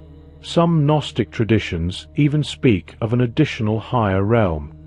Thus, astrological fatalism is tempered by the Platonic idea of the immortal soul, whose true home lies above the cosmic order. While astrology influences temperament and life within the mortal body, it does not govern the soul's ultimate destiny. Another Hermetic work featuring astrology is the Secret Sermon on the Mount of Hermes to Tat, where the zodiac is described as the source of 12 passions or torments that mislead humanity. These are overcome through 10 divine powers such as self-control, joy, and light. In one of the Stoican Hermetica excerpts, the zodiac again is credited with giving life to animals, and each planet imparts aspects of its nature to humans. Unlike purely negative influences, the planets contribute both good and bad qualities, reflecting their astrological characteristics. The Discourses from Hermes to Tat discusses the 36 decans, which derive from Egyptian religious tradition and were incorporated into Hellenistic astrology. These decans are guardian spirits positioned above the zodiac, accompanied by subordinate entities residing in the ether. Together, they influence large-scale events like earthquakes, famines, and political turmoil. The decans also rule the planets and are said to sow both benevolent and malevolent daimons upon the earth. Although fate remains a foundational concept in these Hermetic writings, the knowledge intended to help the soul overcome fate is presented as accessible only to the elect. This is because most people, inclined towards evil, would deny their own responsibility for injustice and wrongdoing. This reflects a restatement of the so-called lazy man argument against Stoic determinism, though here it is framed within the context of astral fatalism. Hippolytus, largely drawing on Irenaeus, reports that the Christian Marcion and his followers incorporated Pythagorean numerology alongside astrological symbolism within their sect. They also divided the world into 12 regions through astrogeography. It is possible they employed a system of astronumerology similar to that preserved in texts attributed to Tukros of Babylon. Some Gnostic groups, like the Fabianites and also the Marcionites, linked each degree of the zodiac with a specific god or daimon. Each individual degree of the zodiac, known as monomoria, was ruled by a planet. Astrologers assigned these degrees to planets through various methods, as explained in the writings of Paul of Alexandria. For the Gnostics, these zodiacal degrees were personified as beings who acted as agents executing the will of the planets, which themselves were subordinated to higher entities arranged in a cosmic hierarchy, formed through successive layers like the Ogdoad, Decade, and Dodecade, culminating in a supreme cosmic ruler or demiurge, often named Ialdabaoth, though this figure varied according to different sectarian cosmologies. It seems likely that the Gnostics and astrologers did not use these zodiacal subdivisions identically. In astrology, assigning planets to zodiac divisions typically serves to evaluate planetary strength, or, as seen in the work of Critodemos, to calculate the length of life. The monomoria might have been employed by Gnostic and Hermetic authors as a tool to gain insight into oppressive cosmic forces, with the goal of overcoming them.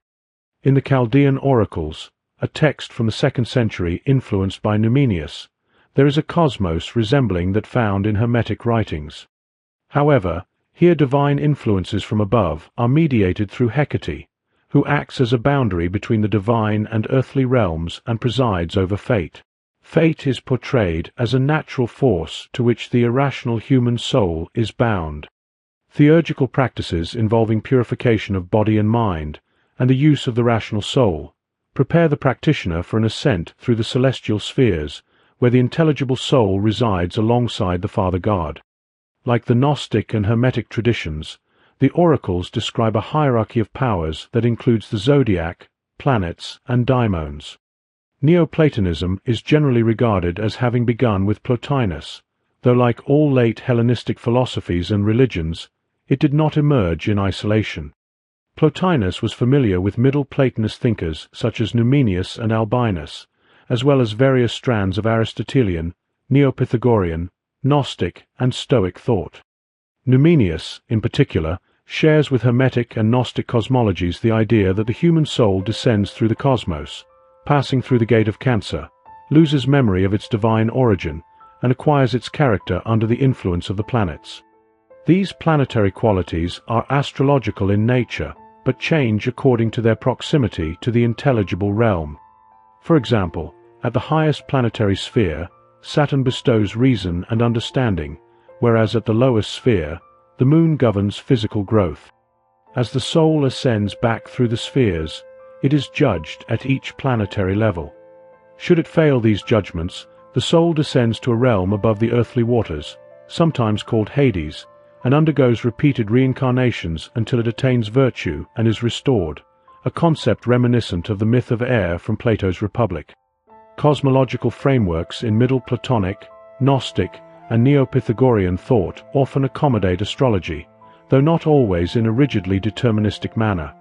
While the soul's journey through the cosmos is influenced by planetary forces, personal actions shape its ontological destiny. This tension places Neoplatonic philosophy in a complex stance toward astrology and fatalism. Plotinus stands apart by reversing the typical ontological order between soul and cosmos. The world soul or all-soul is the creator and ruler of the cosmos but exists beyond it. His system elevates the soul above the cosmos and even beyond the constraints of time, providing a foundation for some of his critiques of astrology. Plotinus addresses the topic of astrology notably in his treatise on fate, and in a later work questioning whether the stars are causes. In the earlier text, he notes that some hold the view that the heavens govern all things, and that the arrangements of planets and stars determine every event within this fated cosmos. He expands on an astrological outlook influenced by Stoic ideas of cosmic sympathy, suggesting that not only humans but also animals, plants, and even regions of the earth fall under the sway of heavenly bodies. Plotinus raises several objections to strict determinism. First, it leaves no room for human freedom, reducing people to rolling stones, a metaphor reminiscent of Stoic examples. He also argues that parental influence on a person's character and appearance outweighs that of the stars. Additionally, citing an argument from the New Academy, he points out that if fate was solely governed by the stars, individuals born at the same time should share the same destiny, which they do not. Despite these criticisms, Plotinus allows that planetary positions can serve predictive or divinatory functions, similar to interpreting bird omens, but insists that calling the stars true causes of events would require a superhuman ability to trace the complex web of causes within the cosmos, where every part is interconnected. In his later work, Plotinus presents two main lines of critique, one aimed directly at the doctrines and terminology of astrologers, and another concerning the star's role in the soul's descent into the material world, in line with Platonic cosmology.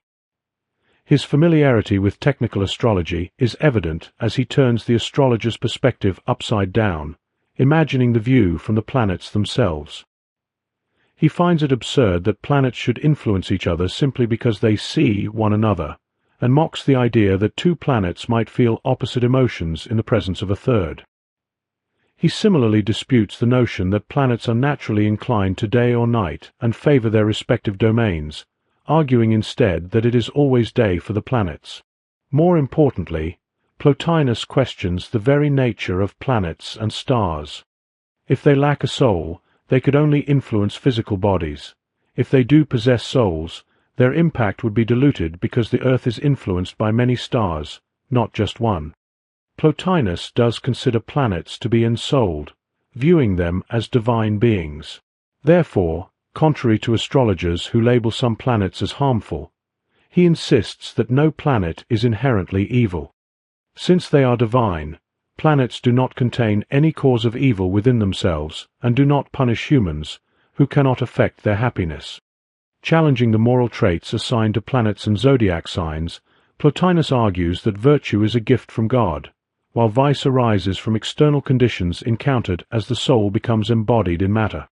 Plotinus acknowledges that just as humans possess a dual nature, comprising the higher soul and the lower bodily aspect, so too do the planets share a similar duality.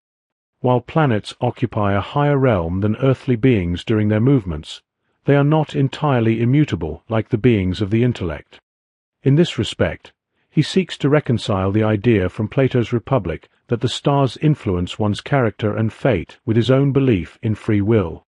According to Plotinus, the stars contribute to our temperament, habitual actions, and emotions.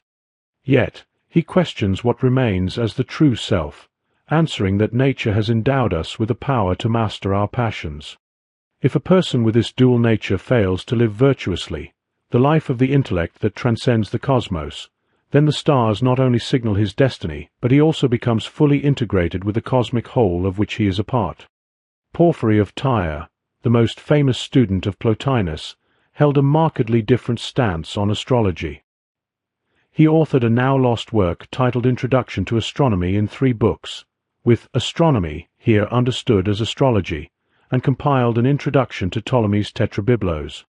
In this work, Porphyry extensively draws upon, and sometimes directly copies, the teachings of Antiochus of Athens, an influential astrologer from the late 2nd century. Antiochus' authority was significant during the 3rd and 4th centuries, arguably even surpassing that of Ptolemy, as he was frequently cited by later astrologers such as Firmicus Maternus, Hephaestion of Thebes, Rhetorius, and the medieval figure known as Palchus. It is possible that Porphyry encountered Antiochus' writings during his studies in Athens under Longinus, himself a student of Ammonius Saccas, before continuing his Platonic education with Plotinus. Porphyry sought to reconcile his belief in astrology with the Platonic notion of a free, exalted soul that is distinct from the body. As a follower of Pythagoreanism, he advocated abstinence from meat and other practices aimed at detaching from bodily desires, promoting virtue and a life oriented toward the intellect. In one of his earlier works, now mostly lost and known only through fragments, concerning philosophy from oracles, Porphyry argues that gods and daimons use the observation of celestial movements to foresee events decreed by fate, a doctrine traceable to Stoic philosophy. He maintains that astrologers sometimes err in their predictions due to misinterpretation, though he assumes the fundamental principles of astrology remain sound. In another fragment, Porphyry interprets Plato's myth of air as supporting the compatibility between astrology and free will. He explains that before descending to earth, souls are free to choose their guardian daimon. Once incarnated, however, they are subject to fate and necessity according to the lot they have drawn.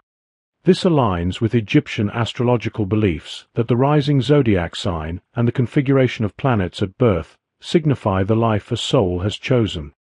Porphyry notes, as Plotinus does, that the stars act as signs written across the heavens that foretell the future.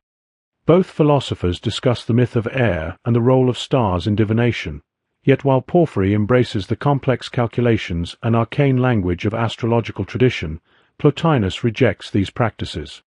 Porphyry's introduction to Ptolemy's Tetrabiblos contains very little direct content from Ptolemy himself, instead aiming to clarify the terminology and concepts that Ptolemy assumed his readers already understood.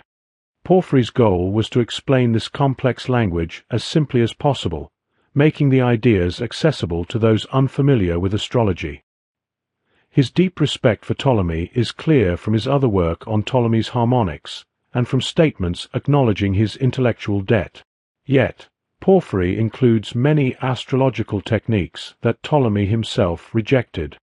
This apparent contradiction may reflect Porphyry's response to Plotinus' criticism of astrological language and the belief that stars are direct causes.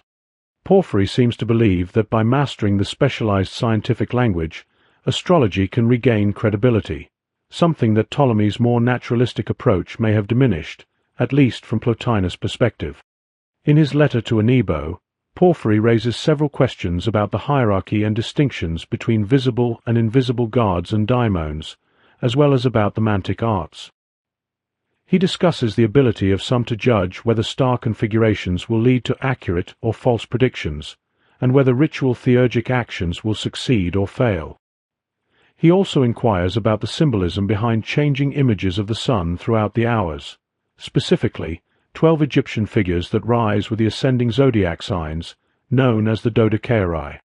These uneven hours were measured by the time it took each zodiac sign to rise.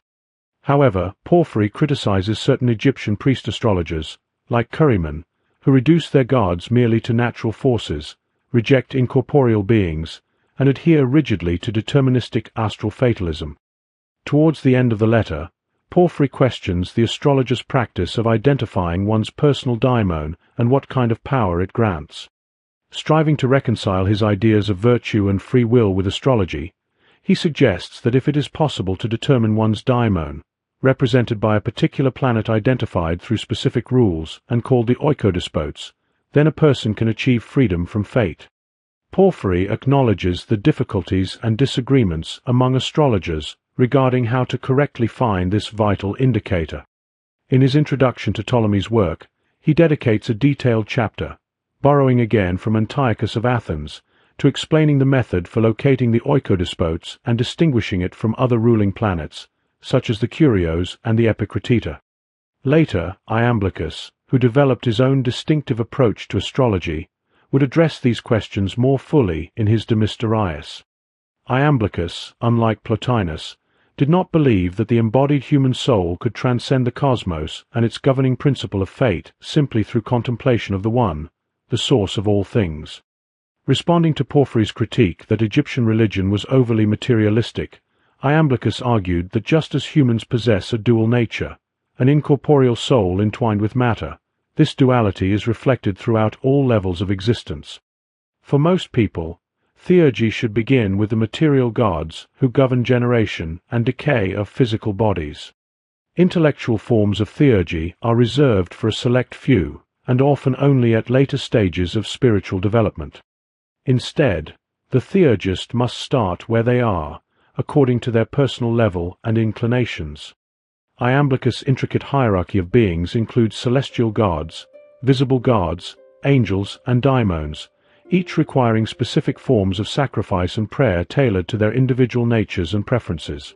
Theurgy involves material elements such as stones, herbs, scents, animals, and sacred places, similar to magical practices common in the late Hellenistic world. However, the key distinction is that these means are used not to fulfill earthly or intellectual desires, but to harmonize with and please the divine order of higher beings.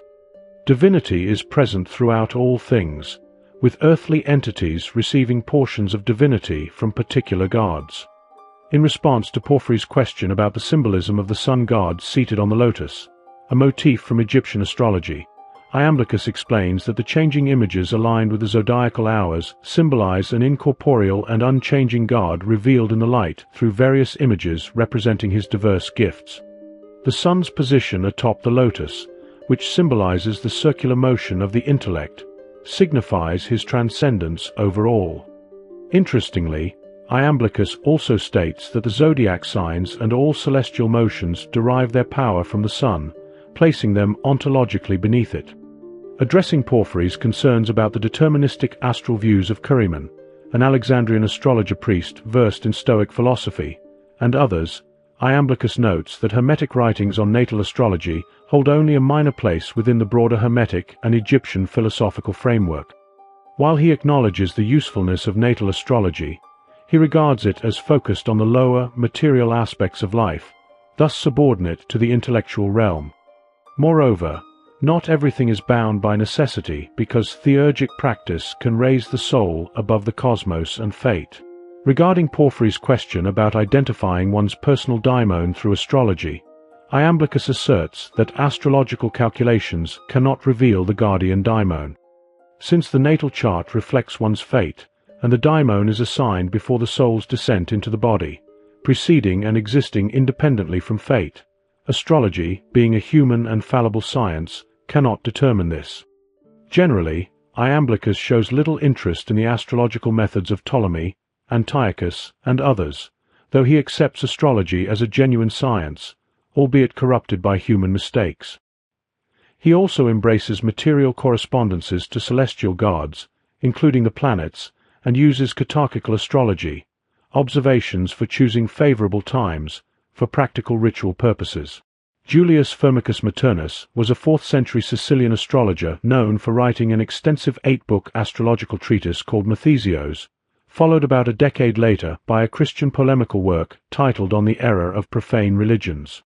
Unlike Augustine, who turned against astrology after converting to Christianity, Firmicus did not renounce astrology but maintained a deep commitment to its principles, especially astral fatalism. Although he claimed only modest knowledge of astrology, his writings reveal a passionate belief in the inevitable influence of the stars. He regarded astrology as a mystery religion and, following the example of Vettius Valens, he required his reader, Mavortius, to swear an oath of secrecy and responsibility regarding this knowledge. He mentions Porphyry alongside Plato and Pythagoras as fellow guardians of esoteric wisdom. However, in his Christian critique, Firmicus reproaches Porphyry for his involvement with the Serapis cult of Alexandria. Firmicus bases his oath on the creator god, or demiurge, who establishes cosmic order and arranges the planets as stations along the soul's journey of ascent and descent.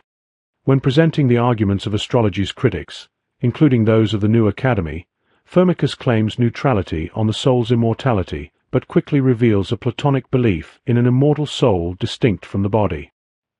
He describes souls ascending and descending through the planetary spheres in the familiar Middle Platonic fashion, with a unique detail that souls descend through the sphere of the sun and ascend through the sphere of the moon. This supreme soul, despite its forgetfulness and corruption on earth, retains some awareness and can grasp fate imperfectly through astrology, which is handed down from the divine mind, conceptualized as a Latin equivalent to the Greek nous.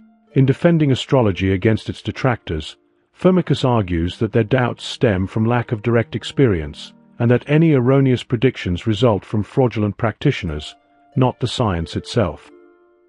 He portrays the planets as agents of the creator god, who assign to each soul its character and personality.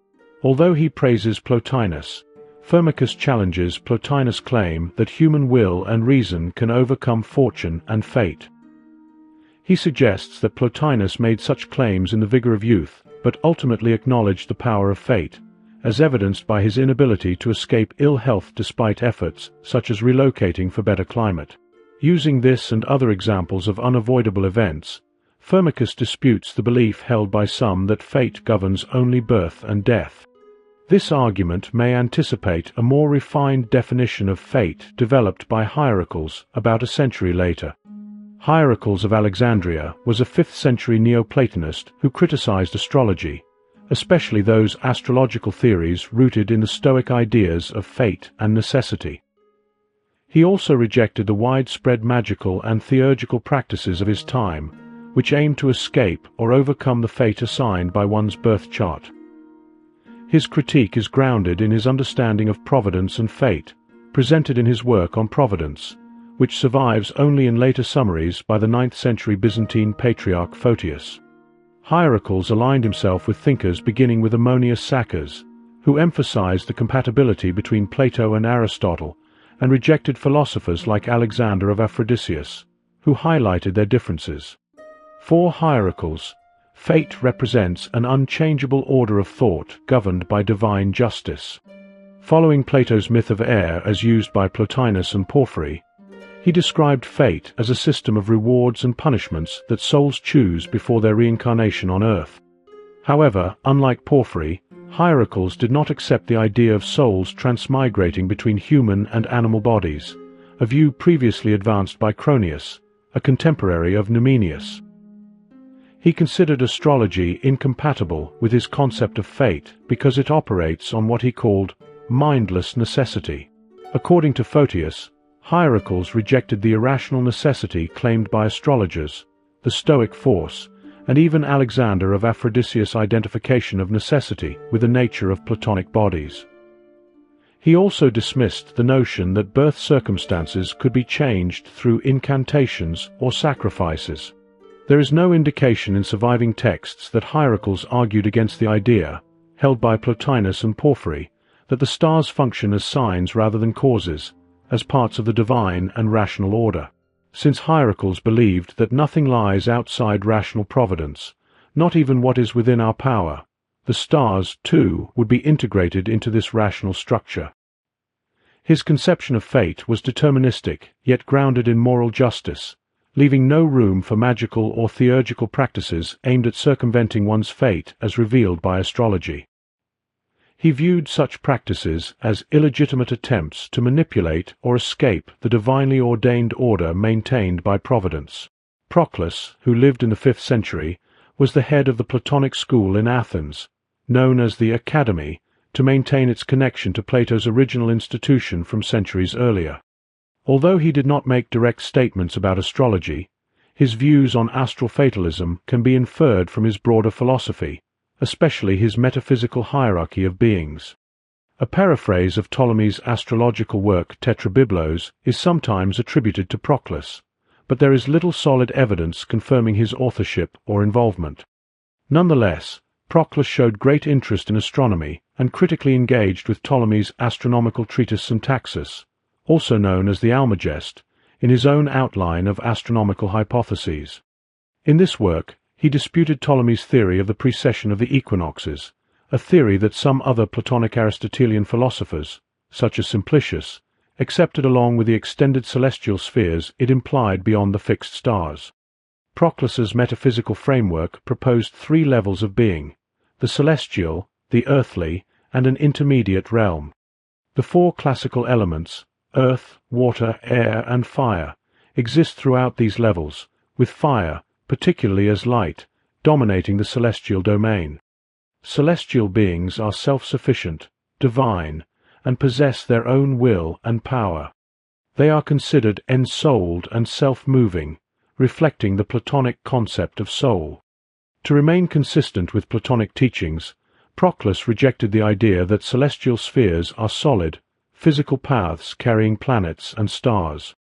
Instead, he described these spheres as spatial regions defined by latitude, longitude, and depth, a measure of closeness to Earth, projected by the freely moving planets as potential courses.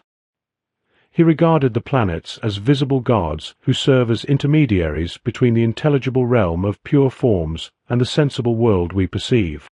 Regarding causality, Proclus accepted the Aristotelian view that planets cause physical changes on Earth, primarily through heat and light. However, he also endorsed a subtler form of causality resembling cosmic sympathy, where multiple causes converge to produce a single effect at the appropriate time and place. Everything below the celestial realm depends on higher beings and receives its proper share or allotment, kleros, and characteristic mark, synthema, from them. The celestial gods exercise ruling power over lower beings, and this principle of propriety extends throughout the hierarchy, influencing all things, including plants and metals. This framework closely parallels astrological theory, in which each planet and zodiac sign contributes varying influences that combine to shape an individual's nature. The planetary gods are not the only agents at work. They are accompanied by invisible guardians who oversee the spaces along the planet's paths, acting as administrators distinct from the planets themselves. Although Proclus recognized the significant role of these celestial forces, he was not a strict advocate of astral determinism. As a theurgist, he believed that these predetermined allotments could be altered through the practice of theurgic knowledge and rituals. The relationship between astrology and early Christianity is complex and varied. Before Christianity became the Roman Empire's official religion, Jewish and Christian attitudes toward astrology differed widely. Some figures, like Philo of Alexandria and certain Jewish pseudepigraphical texts, condemned astrology, while other writings accepted parts of it and even portrayed biblical figures such as Abraham and Noah as practitioners of astrology. Early Christian thinkers such as Marcion and Basilides incorporated astrological ideas into their beliefs. However, many early Christian theologians and polemicists generally rejected astrology, mainly because they viewed its fatalistic implications as morally problematic. Some Christian critiques drew from skeptical philosophical traditions. For example, Hippolytus of Rome dedicated extensive attention to refuting astrology, closely following arguments from Sextus Empiricus. He especially challenged the accuracy of determining birth times needed to cast natal charts, and was critical of linking zodiac signs with physical and psychological traits. Hippolytus argued that constellations are merely tools for identifying stars, bear no resemblance to the animals they are named after, and cannot correspond to human characteristics. Bardason, a Syriac Christian convert who studied astrology in his youth, seems to have retained some astrological views after his conversion. He accepted that planets and stars function as administrators under God, but rejected the idea that regions and their laws are governed by planetary influence, emphasizing instead human free will. While acknowledging that nature and chance play a role in the world, Bardason affirmed the limits of what humans can control. His dualistic worldview, centered on opposing forces of light and darkness, foreshadowed later thinkers like Moni. Origen of Alexandria had a relationship with astrology that was as intricate as, if not more than, that of Plotinus. In his commentary on Genesis, Origen argued against viewing stars as causes, but supported seeing them as signs, divine inscriptions in the heavens. These signs offer divine beings knowledge and allow them to assist humans within providential care. He believed that all beings, celestial, human, and intermediate, participate in guiding creatures toward salvation. Celestial bodies have a particular educational role in this cosmic training toward virtue. However, these signs are imperfect from the human perspective and do not provide precise knowledge. Origen also encouraged prayer directed toward the sun, moon, and stars, rather than worship of them, recognizing them as free beings with a unique part in cosmic salvation. Notably, Origen was among the earliest philosophers to use the concept of the precession of the equinoxes as an argument against the reliability of astrological predictions. Origen opposed ancient interpretations that claimed the Star of Bethlehem was an astrological prediction of Christ's birth made by the Chaldeans. He emphasized that the Magi, who came from Persia, should not be confused with the Chaldeans, a term then commonly used for Babylonian or general astrologers. Furthermore, Origen argued that the star was unlike any ordinary celestial event they had seen before. The Magi understood it as signifying someone greater than any previous person, not merely through astrological signs, but because their usual occult arts and knowledge, which involved evil spirits, had failed them. Regardless of the Gospel writer's intentions in including the Star of Bethlehem, Christians generally interpreted it not as a prediction derived from astrological divination, but as a symbol of Christ surpassing the old cosmic order, especially fate that oppressed divinely granted free will, and inaugurating a new divine order. The three Cappadocian theologians, Gregory of Nyssa, Gregory Nazianzen, and Basil, rejected astrology within their broader rejection of irrational chance and deterministic necessity. They held that random chance had no place in God's ordered universe, while blind necessity undermined human free will. They distinguished astrology from astronomy, viewing astronomy as a legitimate study that inspires admiration for creation. Unlike Origen and Plotinus, Gregory Nazianzen opposed the idea that stars provide signs for predicting the future, fearing that biblical references to stars giving signs would be misused to justify horoscopic astrology. In the Latin West, Augustine engaged in vigorous critique of astrology alongside his opposition to divination. His early exposure to astrology as a Manichaean influenced his disdain for it. In his work City of God, he drew extensively from Cicero's arguments against Stoic fate and divination, especially the example that twins born at the same time often have different destinies. Augustine also criticized the inconsistency within astrology itself. If natal charts determine a person's fate, then how could choosing auspicious moments for activities like marriage or planting crops have any effect? He argued that correct astrological predictions were due not to the science of astrology, but rather to occasional inspirations from evil spirits. As Christianity rose to political and cultural dominance, prohibitions against astrology increased. When the pagan philosophical schools were closed, many Neoplatonists and astrologers fled to Persia. While debate continues over whether they established a new school in Persia or later in Baghdad, what is clear is that astrological and astronomical texts, including key works like Ptolemy's tables used for casting charts, were translated and adapted for the time. These texts, along with works by astrologers such as Dorotheus and Vettius Valens, were translated into Arabic and became integral to Islamic philosophy.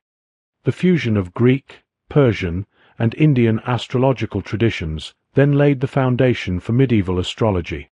From this point forward, astrology's complex history continued, both integrating with and challenging contemporary philosophical and scientific ideas up to the present day.